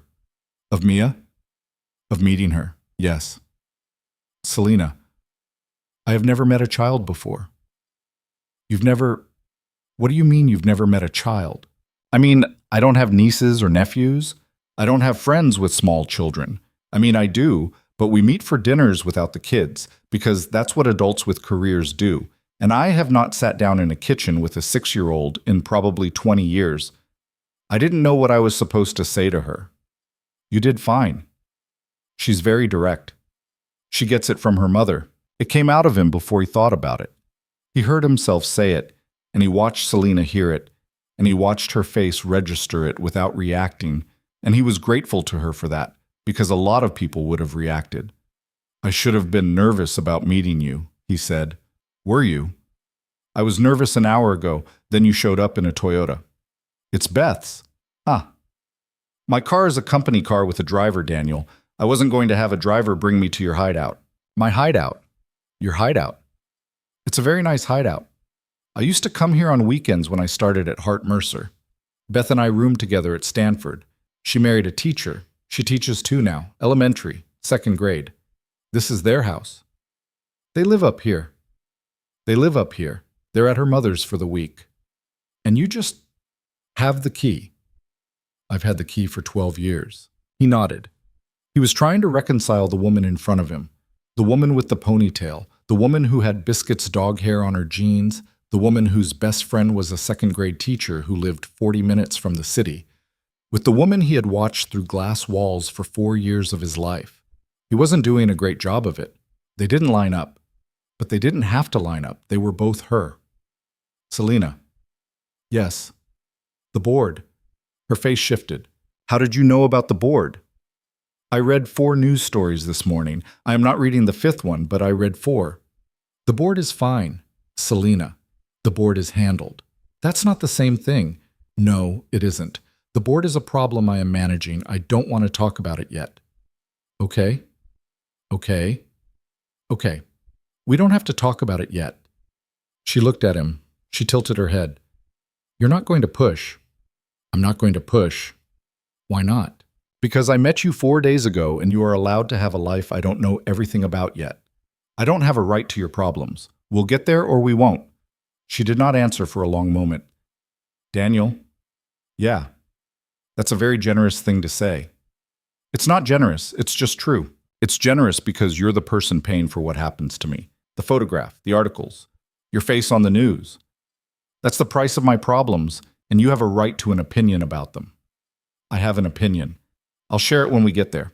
Today I want to eat pancakes with my kid, and I want you to eat them with us, and then I want to go for a walk, and then I want you to drive home, and I want you to get some sleep. That's what I want today. She was very still. All right, she said. All right. She turned her head toward the kitchen, where Mia was humming a song and drawing a 4th person into her picture, it looked like, or maybe a 2nd dog. Daniel, one more thing. Yeah. I was going to bring her a present, and then I thought that was a thing rich people do when they don't know how to talk to children, and I didn't want to be that person with her, so I didn't bring anything. I just want you to know I thought about it. Good call. Was it? Yeah, don't ever buy her a present until you know her. Kids know when you're buying them. Noted. Also, she has enough stuff. I have to throw out 3 crayons a week just to keep the drawer closable. Noted. Come on. They made pancakes from scratch. Selena did. Daniel pulled down a bowl from the cabinet that was where she knew it would be, and she measured out flour without a measuring cup by eye. And Mia stood on a chair next to her, and Selena gave her a whisk and told her the only rule was that she had to whisk very hard and also keep most of the batter in the bowl. And Mia whisked so hard she splattered batter onto Selena's t-shirt, and she froze and looked at her dad with her eyes very big. Mia, I'm sorry. Mia, it's fine. I got it on her shirt. Selena looked down. There was a trail of batter across her collarbone. Amelia Reyes, she said, mock serious. Do you know how much this shirt cost? Mia shook her head. Guess. $100? No. $1 million. $8. From Target. 4 years ago. Mia laughed. Daniel laughed. Selena wiped the batter off her shirt with a dish towel and kept whisking, and the whole kitchen smelled like butter melting in a pan, and Biscuit was standing under the counter waiting for something to fall, and it was 1:34 in the afternoon on a Saturday in a house that was not his, and Daniel, for the first time in 3 days, was not afraid. It did not last. It lasted until 4:17. At 4:17, Selena's phone rang, and she looked at the screen and her face changed, and she excused herself to the porch to take the call, and Daniel watched her through the kitchen window. She paced. She was on the phone for 11 minutes. When she came back inside, she was not the woman who had made pancakes. She was the other one. She was the one Daniel had met on Wednesday in the lobby. Daniel. Yeah. I have to go back. Okay. Tonight, there's a thing. I have to go back. What's the thing? She hesitated. Carl Holloway has called for a special session of the board on Monday morning. Priya just found out. It hasn't been announced yet. He's going to try to get a no-confidence vote on the agenda. Daniel did not say anything. I told you there wouldn't be a vote. I was wrong. I didn't think he had the stomach for it. He has the stomach for it. Is he going to get the numbers? He's going to try. Priya thinks he has 5. He needs 7. Selena, I need to be in the city tonight. I need to make some phone calls. I need to see 2 of the board members at their homes tomorrow. I can't be up here tomorrow. I thought I could. I can't. I understand. Do you? Yes. I wanted to stay. I know you did. I wanted to eat dinner with you and your daughter. I know. Daniel. What? I don't know if I'm going to win on Monday. He looked at her. She was leaning against the kitchen counter. Her ponytail had come loose on one side. She had flour on her jeans. She was the CEO of a Fortune 500 company, and she was standing in a borrowed kitchen with flour on her jeans, telling him quietly that she might not be the CEO on Tuesday. What happens if you lose? I'm out. The bylaws let them remove a sitting CEO with a 70% board vote. They have it if he gets to 7. There's a severance. It's fine. It's generous. I will not be destitute. But I will not be Selena Heart of Heart Mercer on Tuesday morning, and everything I have built will be run by Carl and his friends, and they will ruin it in about 18 months. Selena, I'm not telling you this to complain. I'm telling you this because it's a fact and because you asked. What do you need? She looked at him. I don't know what you mean. What do you need from me? From this? Daniel, I'm serious. What do you need? Do you need me to disappear for a week? Do you need me to issue some kind of statement? Do you need me to go on a morning show and tell them I did my job and nothing happened? What do you need? I don't need any of those things. Tell me what you need. She was quiet for a long time. I need you, she said, to not ask me to do what Carl is going to ask me to do. Which is what? He's going to put it to me privately on Sunday night, before the meeting. He's going to offer me a deal. If I release a statement distancing myself from you, making it clear that what happened was a professional incident and nothing more, he'll pull the vote. I keep my job. You keep your job. The story dies. In 6 months, no one remembers either of us. Daniel did not answer immediately. And you want me to tell you not to take the deal? I want you to not tell me to take it. Those aren't the same thing. No. He walked across the kitchen and sat down at the table. He put his hands flat on the wood. Mia was in the living room watching a show with the sound low and the dog asleep on her feet, and he could hear her laughing at something, and he knew that the thing he was about to say was going to be one of the most important things he ever said, and he wanted to make sure he said it the right way. Selena, come here. She came and sat down across from him. I'm not going to tell you what to do about your job. I don't know your job. I don't know your board. I've been a maintenance technician for 9 years, and before that I was in the Army for 4. And I don't know anything about running a 64-story building except how to keep its pipes from freezing in February. I'm not qualified to have an opinion on what Carl Holloway is going to offer you tomorrow night. Daniel, let me finish. Okay. But, he stopped. He looked at her. But if you take the deal, if you release that statement, I will not be angry with you. I will understand. You will have done a thing I can see the reason for. I want you to know that before you decide. I want you to decide without being afraid of what I'll think. Daniel, I am not going to be the reason you lose your company. That's not your decision. It's not. But I am saying it anyway. I have a kid. I have a life. I will be fine. You can do what you need to do and we will figure out the rest. She was looking at him in a way he could not read. Is that what you want? What? Is that what you want me to do? The statement. I didn't say that. You said I could do it and you wouldn't be angry. I said that because you need to hear it. That's not what I want. What do you want, Daniel? He looked at his hands. Selena, I met you 4 days ago. I don't know what I want. I don't trust what I want. I have not wanted anything for a woman in 3 years, and then I spent 54 minutes in an elevator with you, and now there's batter on your shirt from my kid, and you're in a Toyota, and I don't know what to do with any of it. So I'm not going to tell you what I want. I'm going to tell you what I think is fair. You do what you have to do for your life, and I'll do what I have to do for mine. And if after Monday you want to come find me, you can come find me. And if you don't, you don't. She did not say anything for a long moment. That is the most honest thing anyone has said to me in a decade. Yeah, well. It's also the most insulting thing anyone has said to me in a decade. He looked up. What? You think I'm going to take the deal? I don't know what you're going to do. You do. You're sitting there telling me it's okay if I take it. You wouldn't say that if you didn't think I was going to. Selena, Daniel, listen to me. I have been offered deals my entire adult life. I have been offered deals to walk away from partners, from projects, from lines of business, from entire companies. I have taken some of them. I have refused others. I am not a person who takes deals because deals are offered. I take them when they're right, and I refuse them when they're not. And this one? I don't know yet. Okay. What I know is that I am not going to stand in this kitchen and tell you whether I'm going to take it because I don't know. And because if I tell you I'm not going to, you'll think I'm lying. And if I tell you I might, you'll think I'm preparing you for it. I am going to go back to the city, and I am going to do my job, and I am going to make my decision on Sunday night when Carl calls me, and you will find out on Monday morning like everybody else. All right? All right? All right. That's fair. Good. She stood up. She picked up her phone from the counter. She looked toward the living room where Mia was laughing at the show. I need to say goodbye to her. Go ahead. She went. He stayed at the table.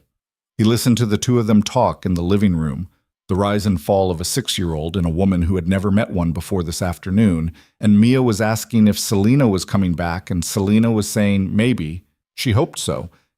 And Mia was asking if the dog could come too, and Selena was saying Biscuit didn't belong to her, but she'd ask. And they negotiated a handshake that was some complicated thing involving fingers and a fist bump. And Mia made her practice it 3 times. And then Selena was walking back into the kitchen. She's a good kid. I know. She said to tell you she wants mac and cheese for dinner. Shocking. Walk me to the car. He walked her to the car. Biscuit followed them out. The sun was low by now, throwing long shadows across the gravel, and the air up here smelled like pine and something green Daniel couldn't name. She stopped by the driver's side door and turned around and looked at him. Daniel? Yeah. Thank you for today. It was mostly your pancakes. The company was good. The company was good. She put her hand on the car door. She didn't open it. Is it okay if... Selena. What? Just do it. She leaned up and she kissed him. It was not a long kiss, and it was not a soft one. It was hard and brief, and it landed like a decision. When she pulled back, her eyes were a little wet, and she was angry at them for being wet. He could see it, and she got in the car before he could say anything. She rolled the window down. I'll call you Monday. Whatever happens. Whatever happens. Drive safe. I will. She pulled out of the driveway. He watched the silver Toyota go down the dirt road until it turned onto the highway, and he couldn't see it anymore. Biscuit leaned against his leg. He put his hand on her head. Yeah, he said to the dog. Yeah, I know. He went back inside. Mia was drawing again. Dad. Yeah. She didn't stay for dinner. No, Bug. She had to go back to work. On a Saturday. On a Saturday. That's sad. Yeah, a little. Is she going to come back? He thought about it. I don't know, Mia. I hope so. Me too. She went back to her drawing. She was drawing, he could see now, the kitchen, the 4 of them in it, 2 grown-ups, a girl, a dog. She had given Selena a ponytail. She'd got the details. He sat down across from her and watched her draw, and he tried not to think about Monday, and he failed. Monday came the way Mondays came, slow and unavoidable. Daniel was back at the apartment by then. He had driven himself and Mia home on Sunday afternoon because Mia had school on Monday, and because he could not afford to miss another day of work, and because, more than any of that, he was not going to be a man who hid in a house in the hills while a woman he cared about went to war for him in a boardroom. He dropped Mia at Mrs. Ortega's at 6:45. He did not go to work. Grayson had told him, again, not to come in. Grayson had also told him, off the record, to turn his phone on at 9:15 and keep it on. He went to the diner on Vermont instead. He sat in a booth with a cup of coffee and a plate of eggs he didn't touch, and he watched the clock over the cashier's station, and he waited. At 9:12, his phone buzzed, a text from Grayson. Meeting started. Closed session. I'll text when I know. At 9:47. Still going. At 10:23. Still going. Comms guy came out for coffee. Did not make eye contact with me. Daniel stared at the phone. The waitress came by and refilled his coffee and asked if he was okay, and he said yes, and she looked at him the way people in diners looked at strangers who were clearly not okay, and she didn't push. She refilled his water glass and moved on. At 11:08, his phone rang. Not Grayson. A number he didn't recognize. He almost didn't pick it up. Hello? Daniel? It's Selena.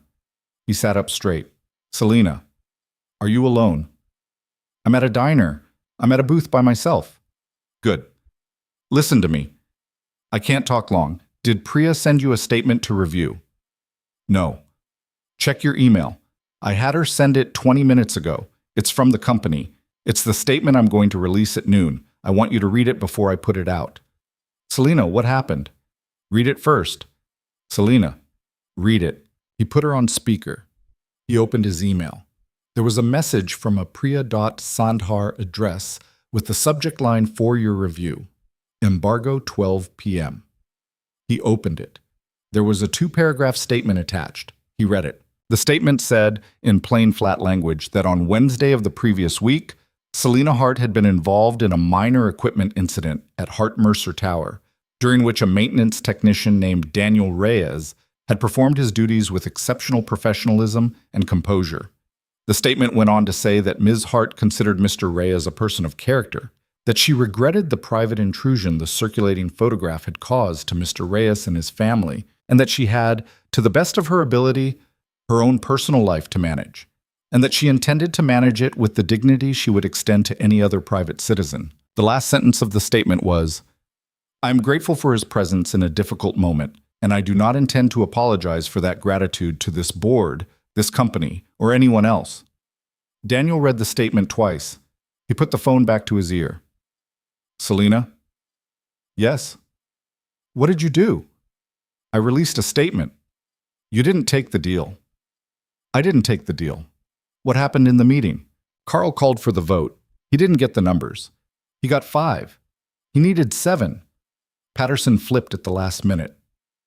So did a man named Chen, who I have not been particularly close to, and who apparently decided he did not want to be on the side of a public execution of a sitting CEO over a photograph that no one could actually prove showed anything. So I'm still CEO. Selena, I'm still CEO, Daniel, and I am releasing this statement in 49 minutes, and I wanted you to see it first because there is a sentence in it that is about you, and I do not put sentences about other people into public statements without their permission. The last sentence. The last sentence. He looked at the last sentence again. I am grateful for his presence in a difficult moment, and I do not intend to apologize for that gratitude to this board, this company, or anyone else. Selena, yes.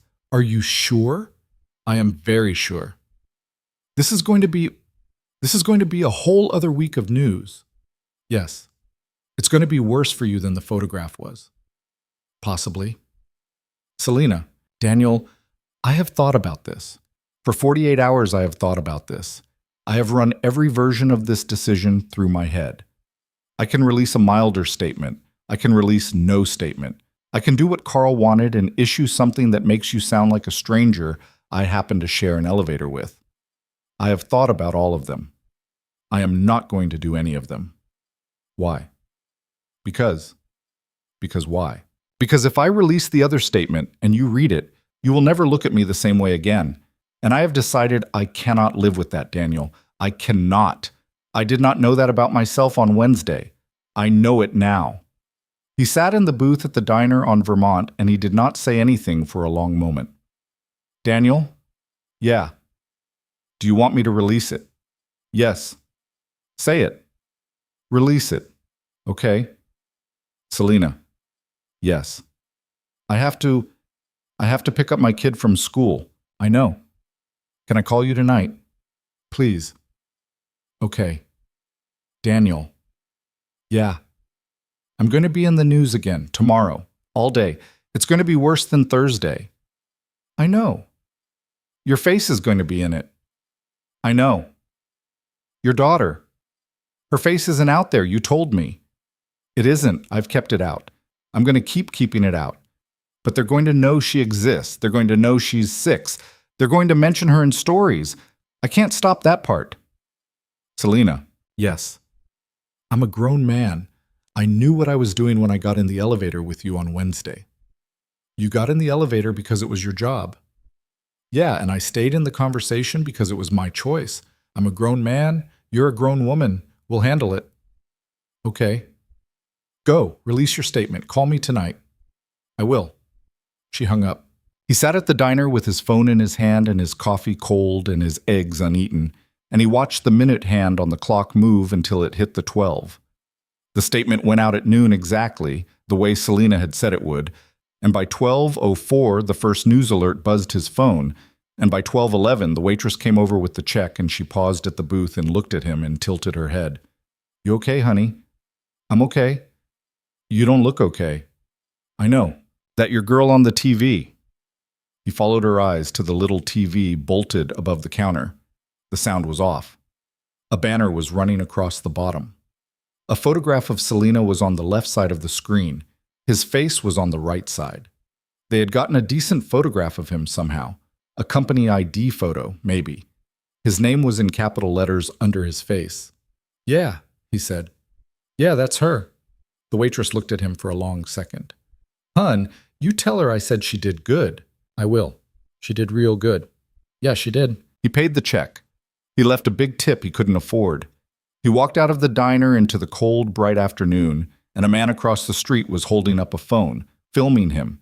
And Daniel did not flinch and did not turn his face away because he was done flinching, and because a long way above him, in a conference room on the 64th floor of a building he'd never been allowed in, a woman had just stood up for him in front of the entire country. And the least he could do was walk down Vermont Avenue with his head up. He pulled out his phone. He called Mrs. Ortega. I'm coming to get her early. Sí, mijo. She's fine. She's watching cartoons. She doesn't know anything. Good. Daniel, are you fine? He laughed. A real laugh. The second one in 4 days.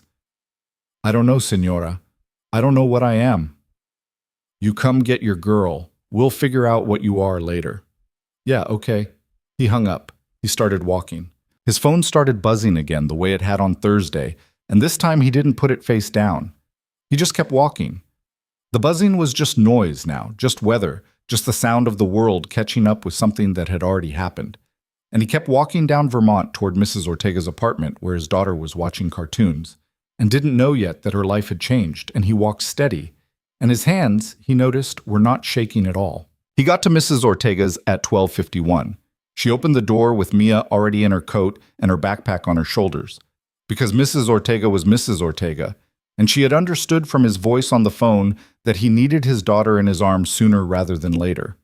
Mia ran at him the way she ran at him every day, full speed and with her whole body, and he picked her up and held her for a second longer than usual. And Mrs. Ortega stood in the doorway and watched them and did not say anything. Mijo, senora, you need anything? Food, money? No, I'm okay. You come tomorrow, same time. Yeah, same time. She looked at him. You are a good father, Daniel. I'm trying, senora. You are. You don't let them make you feel bad for what you are. He nodded. He couldn't say anything. He carried Mia down the steps, and he put her down on the sidewalk, and they walked home together, her hand in his, and she told him about the episode of the cartoon she'd been watching, something about a bear who drove a taxi, and he listened and said, uh-huh. in the right places and watched the cars on the street for anyone slowing down to look at him. Two did. One of them had a phone out the window. He turned his shoulder and kept walking, and Mia didn't notice, and that was all he could ask for right now. At home, he locked the door behind them and pulled the blinds in the living room. He made her a grilled cheese.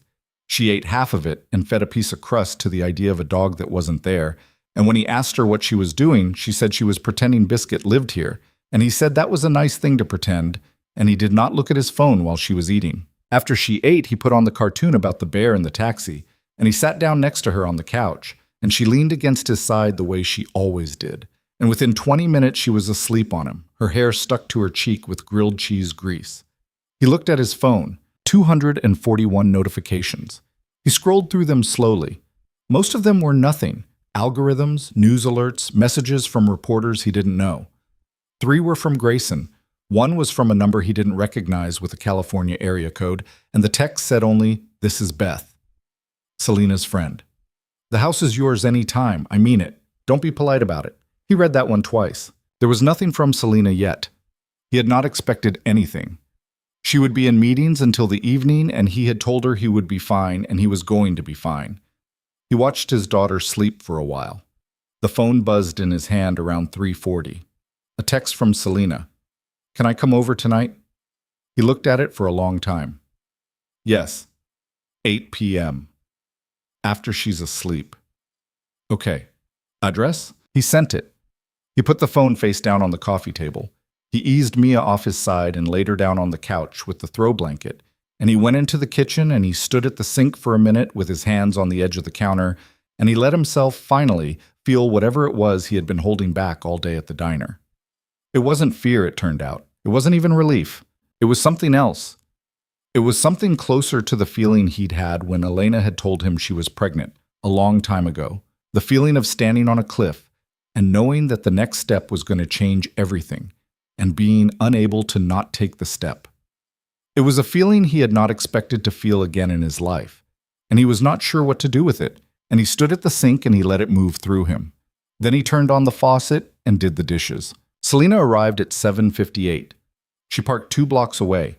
She walked the last 2 blocks in a baseball cap and no makeup, and Daniel buzzed her into the building, and when she came up the 4 flights of stairs, she was breathing hard, and when he opened the door, he realized she was crying.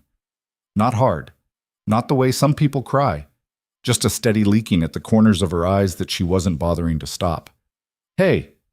Hi. Come in." She came in. She stopped just inside the door.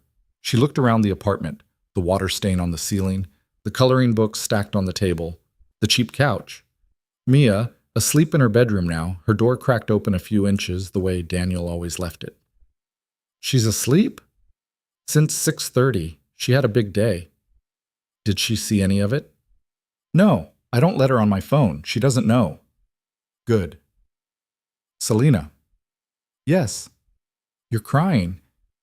"Am I?" "A little?" She wiped her cheek with the heel of her hand. "It's been a day." "Come sit down." She sat down on the couch. He sat on the coffee table across from her, close enough that their knees almost touched. He did not touch her. He did not know if she wanted to be touched. She looked at her hands in her lap. "The statement," she said. "I read it again. About an hour ago." "And?" "I'm glad you didn't send the other one. It was the harder choice." "I know." "The stock is down 4 points." "Okay." "Carl is already on the phone with people. He's not done. He lost the vote, but he didn't lose his position. He'll come at it from another angle next quarter. He's a persistent man." "So you'll handle him next quarter?" "Yes." "What else?" "What do you mean?" "I mean, what else happened today that you want to tell me about? You didn't come over at 8 o'clock at night to tell me the stock is down 4 points. She looked at him. "No." "What, Selena?" "My mother called." "Okay." "She lives in Boca. We are not close. She saw the statement. She saw my face on a morning show. She called to tell me I had embarrassed her in front of her friends at the country club." "Selena." "She told me I was ruining my life over," and I'm quoting her, "a man who fixes her daughter's toilets." That was the phrase. Fixes her daughter's toilets. He was quiet. "I don't fix your toilets." "I know you don't. I mean, technically, I might have. At some point. I don't know. But it's not my main thing. Daniel. What? She laughed, a wet, surprised laugh. You're making me laugh. I'm trying. I know. Selena. Yes. What did you say to her? She looked down at her hands again. I said she didn't know you. I said she didn't know me either. I said she had not asked me a single real question about my life in 17 years, and she didn't get to have an opinion about the first real thing in it. Jesus. Yeah. And? She hung up on me. Okay. Daniel. Yeah. I have not had a day like today in a very long time. Maybe ever. I won a vote, and I lost my mother, and I released a statement that is going to follow me for the rest of my career. And I drove across the city to sit on a couch that is, forgive me, not very comfortable, to tell a man I have known for 6 days that I am here because I don't want to be anywhere else. And I am aware that that sounds insane. I am aware of how it sounds. Selena, tell me it sounds insane. It sounds insane. Thank you. I'm also going to tell you you're not insane. Daniel, Selena, come here. She leaned forward. He leaned forward. He kissed her this time. Slower than she had kissed him in the driveway on Saturday. Not as hard. A different kind of kiss. She made a small sound that was not quite a sob and not quite anything else. And she put her hand on the side of his face, and her hand was cold. I'm sorry, she said when she pulled back. For what? For crying in your apartment. Selena. Yes. You can cry in my apartment. Okay. You can cry in my apartment as much as you want. Okay. They stayed like that for a while. Her forehead was against his. Her hand was still on his face. He could feel her breathing slowly, deliberately, the same 4-7-8 pattern she had tried to do in the elevator a lifetime ago. Daniel. Yeah. I can't stay tonight. I know. I need to be in the office at 6. I know. And I don't know what the protocol is. With your daughter, I don't want her to wake up and find a strange woman on her father's couch. I don't want to do this wrong. You're not going to do it wrong, Daniel. Selena, you already figured out not to bring her a present. You're going to figure out the rest. Give yourself a little credit. I'm not good at this. You'll learn. What if I don't? You will. She pulled back. She looked at him. You sound very sure. I'm not sure. I'm done being afraid of this. I was afraid on Thursday. I was afraid on Friday. I'm done. What changed? You released that statement. Daniel, you released that statement with my name in it. You walked into a room full of men who could fire you, and you didn't lie about me. You are not going to run. I can see it. So I'm not going to run. I'm done being afraid. That's a lot. It's a lot. Okay? Okay. She leaned back against the couch cushion. She closed her eyes for a second. When she opened them, she looked tired in a way he hadn't seen before. Not a performance of tired, just actually tired. The way people looked when they'd been up since 4 in the morning and had used every muscle they had. Daniel. Yeah. I want to meet her again. Mia. Properly. Not a pancake ambush. Okay. When? Saturday. She has soccer in the morning. After that, we usually go to the park. You could come. To her soccer game. If you want. Or the park. Or both. I don't know anything about soccer. Neither does she. She's 6. They mostly run in a pack. Okay? Okay? Okay, Saturday. I have to warn you about something. What? She's going to ask you questions. What kind? I don't know what kind, but she's going to ask them. She's been thinking about you since Saturday. She made me draw a picture with her on Sunday, and she added you to it. Selena's eyes filled up again. She wiped them. Daniel. Yeah. I'm trying very hard not to. I'm trying very hard to not be a person who cries in your apartment. I told you it was allowed. I heard you. He sat there on the coffee table and watched her, and he understood something he hadn't before. Selena Hart had not been cared about by another human being in a very long time. Not well. Not by anyone close enough to see whether she'd eaten that day. Her mother had just called her from Boca to complain about a country club.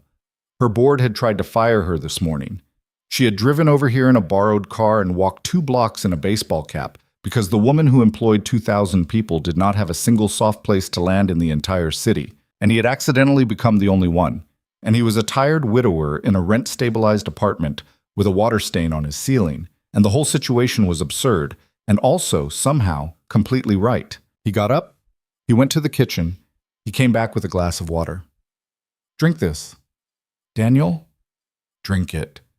She drank it, most of it. She put the glass down on the coffee table. "You should go," he said.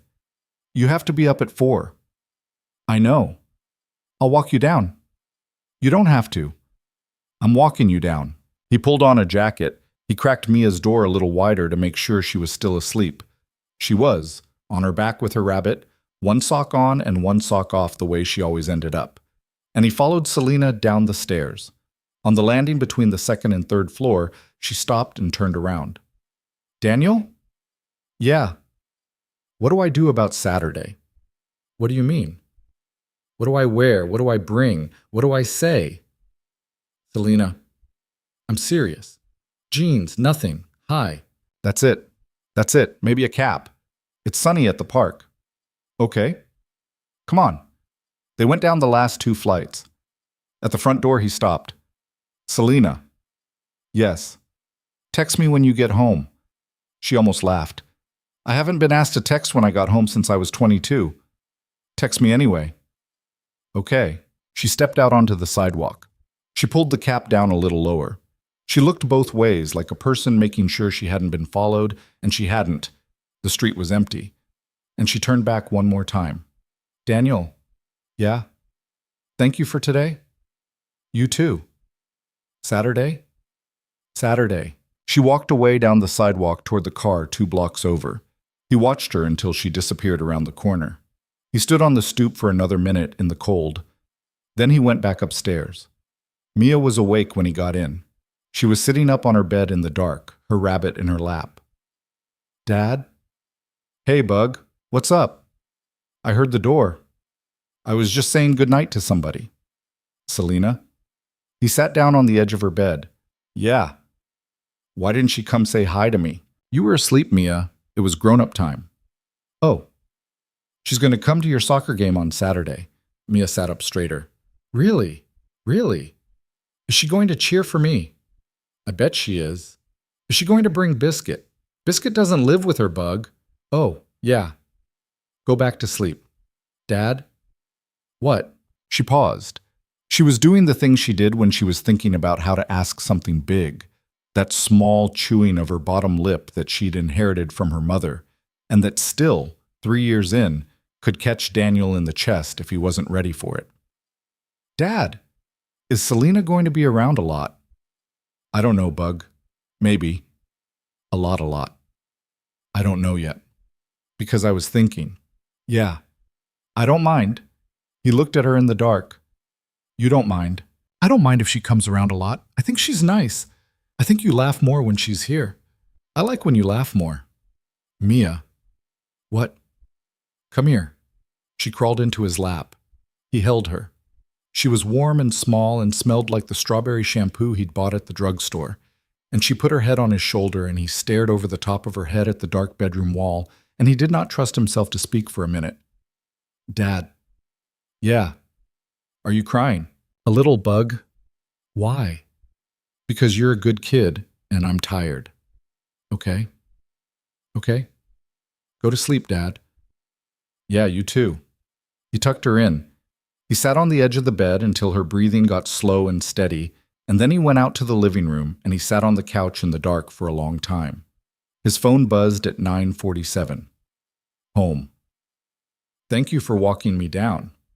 He wrote back, "Anytime, 3 dots. They were there for a while." Then, "Daniel." "Yeah, I haven't told you something." He sat up straight on the couch. "What?" There was a long pause. The dots came and went twice. "I told my father about you this afternoon. He's been gone 16 years. I still talk to him. That's not a thing I usually admit to people. I'm admitting it." He stared at the phone. "What did you tell him?"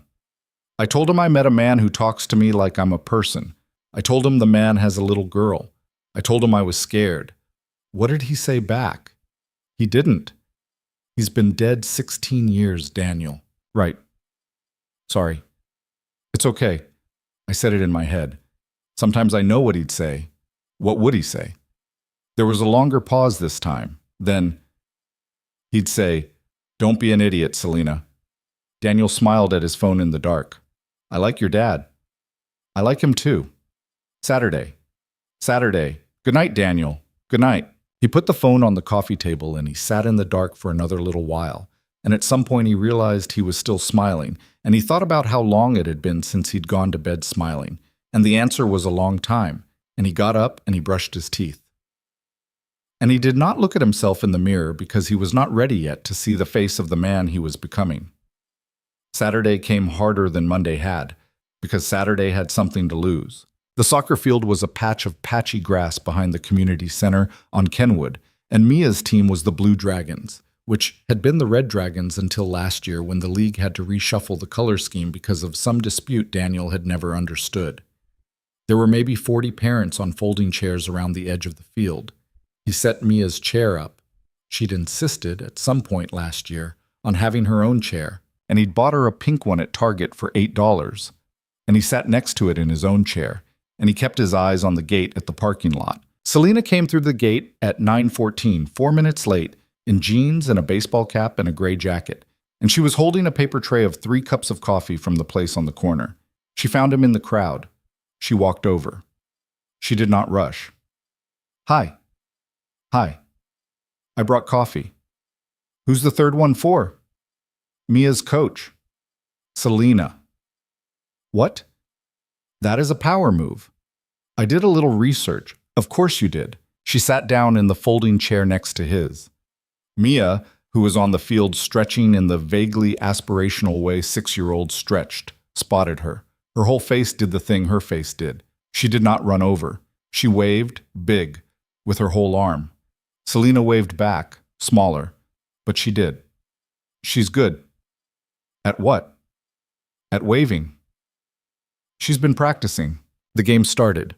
It was soccer the way 6-year-olds played soccer, which is to say it wasn't soccer at all, It was a pack of small humans moving in a single organism around a ball, and every so often the organism split apart and the ball rolled somewhere on its own, and then the organism reformed around it and moved again. Mia scored once by accident when another kid kicked the ball off her shin and it rolled into the goal. She celebrated by running in the wrong direction with her arms in the air. Selena laughed.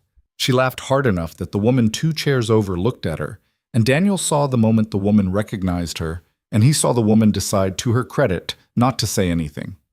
The woman turned back to her kid's game. "Daniel, yeah. People are going to know I'm here. Yeah. That's okay with you?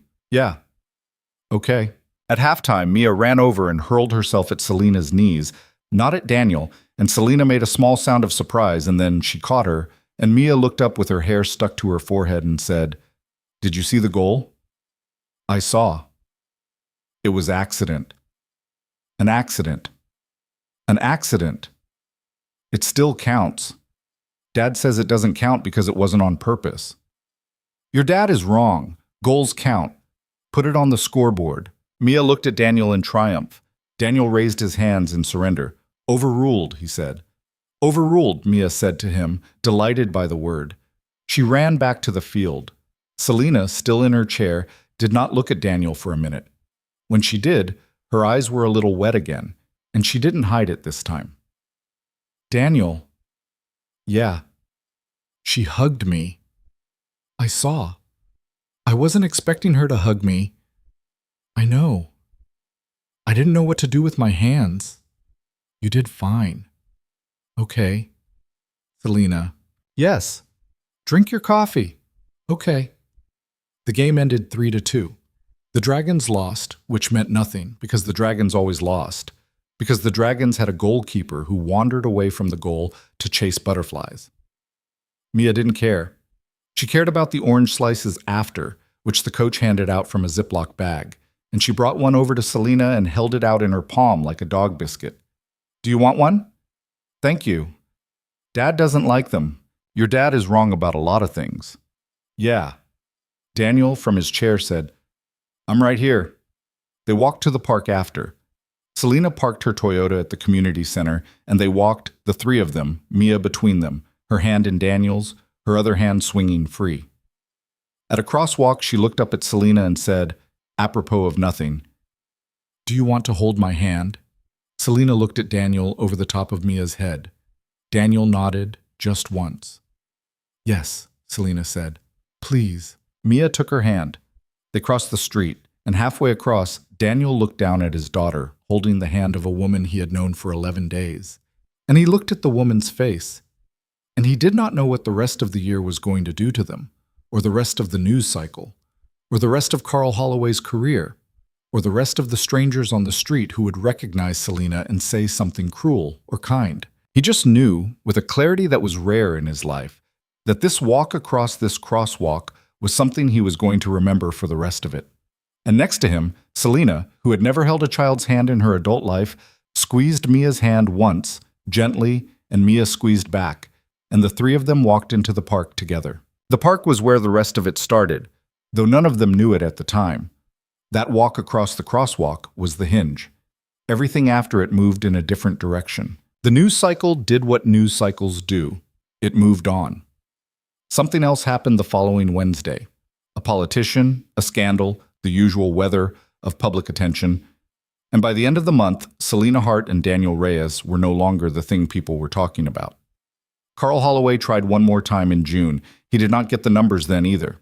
He retired in September with a handshake and a generous package and a board seat at a smaller company, and Selena watched him go without satisfaction because satisfaction was not, in the end, what she had been fighting for. Daniel kept his job for another 7 months. He didn't want to leave it the way people might have expected him to leave it, in a rush, out of embarrassment.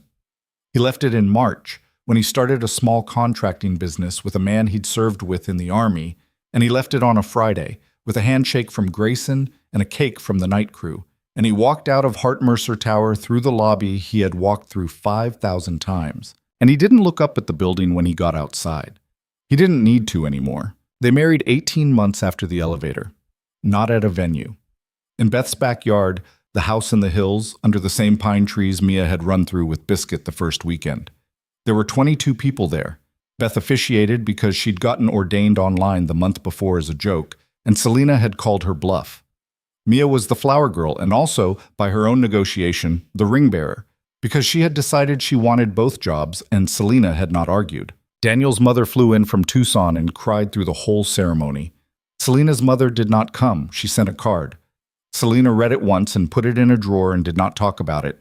And Daniel didn't push because some things a person had to carry by themselves for a while before they could set them down. Mia started calling Selena Lena about a year in. Not Mom. Mia had a mom, and Mia remembered her, in the fragmented way 6-year-olds remembered 4-year-old things, and nobody in the house ever suggested she call Selena anything that wasn't true. Lena was what Mia came up with on her own, and it stuck. And Selena, who had run companies and closed deals and stood up to boards, cried the first time Mia said it, and then pretended she hadn't. They moved out of Daniel's apartment, not into Selena's penthouse, into a house, a real one, smaller than anybody would have expected, in a neighborhood with a decent school and a corner store, and neighbors who after about 6 months stopped asking to take pictures with Selena and started asking her to sign the petition against the new parking meters. She signed it. She walked it door to door. Daniel watched her from the porch one Saturday morning, clipboard in her hand, ringing the Garcias' doorbell at the end of the block, and he thought, that's my wife. And the word wife did not feel strange in his mouth anymore. They got a dog. Not Biscuit. Biscuit belonged to Beth, and Biscuit was old and stayed where she was. They got a rescue, a scruffy mutt with one ear that didn't stand upright, and Mia named him Toaster for reasons she refused to explain. Toaster slept on Mia's bed every night and woke Daniel up at 6:14 every morning by sitting on his chest. And Daniel, who had woken up at 4:47 for most of his adult life, found that 6:14 suited him better. Selena stepped back at the company a little. Not all the way. She hired a COO, and she stopped taking 8 o'clock meetings, and she went home for dinner most nights, and the stock did not collapse because it turned out the thing Selena had been afraid of her whole adult life, that if she loosened her grip even a little, everything she had built would fall, was not true. Things mostly held.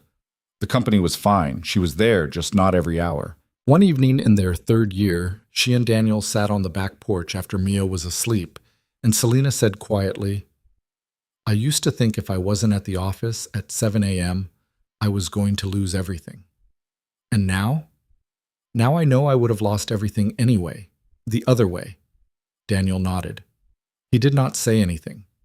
He had learned that some sentences from Selena needed to sit in the air by themselves for a while. She looked out at the yard. Toaster was in it, digging something up he was going to get yelled at for. "Daniel." "Yeah." "Do you ever think about the elevator?"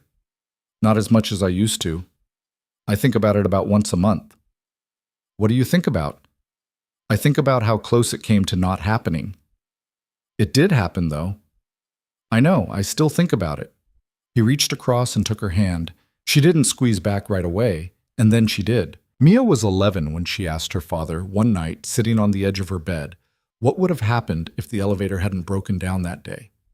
Daniel thought about it for a long time. "I don't know, Bug." "But do you think you still would have met her?" "Probably not." "That's scary." "Yeah, a little." "Dad." "Yeah. I'm glad it broke." He laughed. He kissed the top of her head. He turned off the light. In the hallway, Selena was leaning against the wall, holding a laundry basket, and she had heard.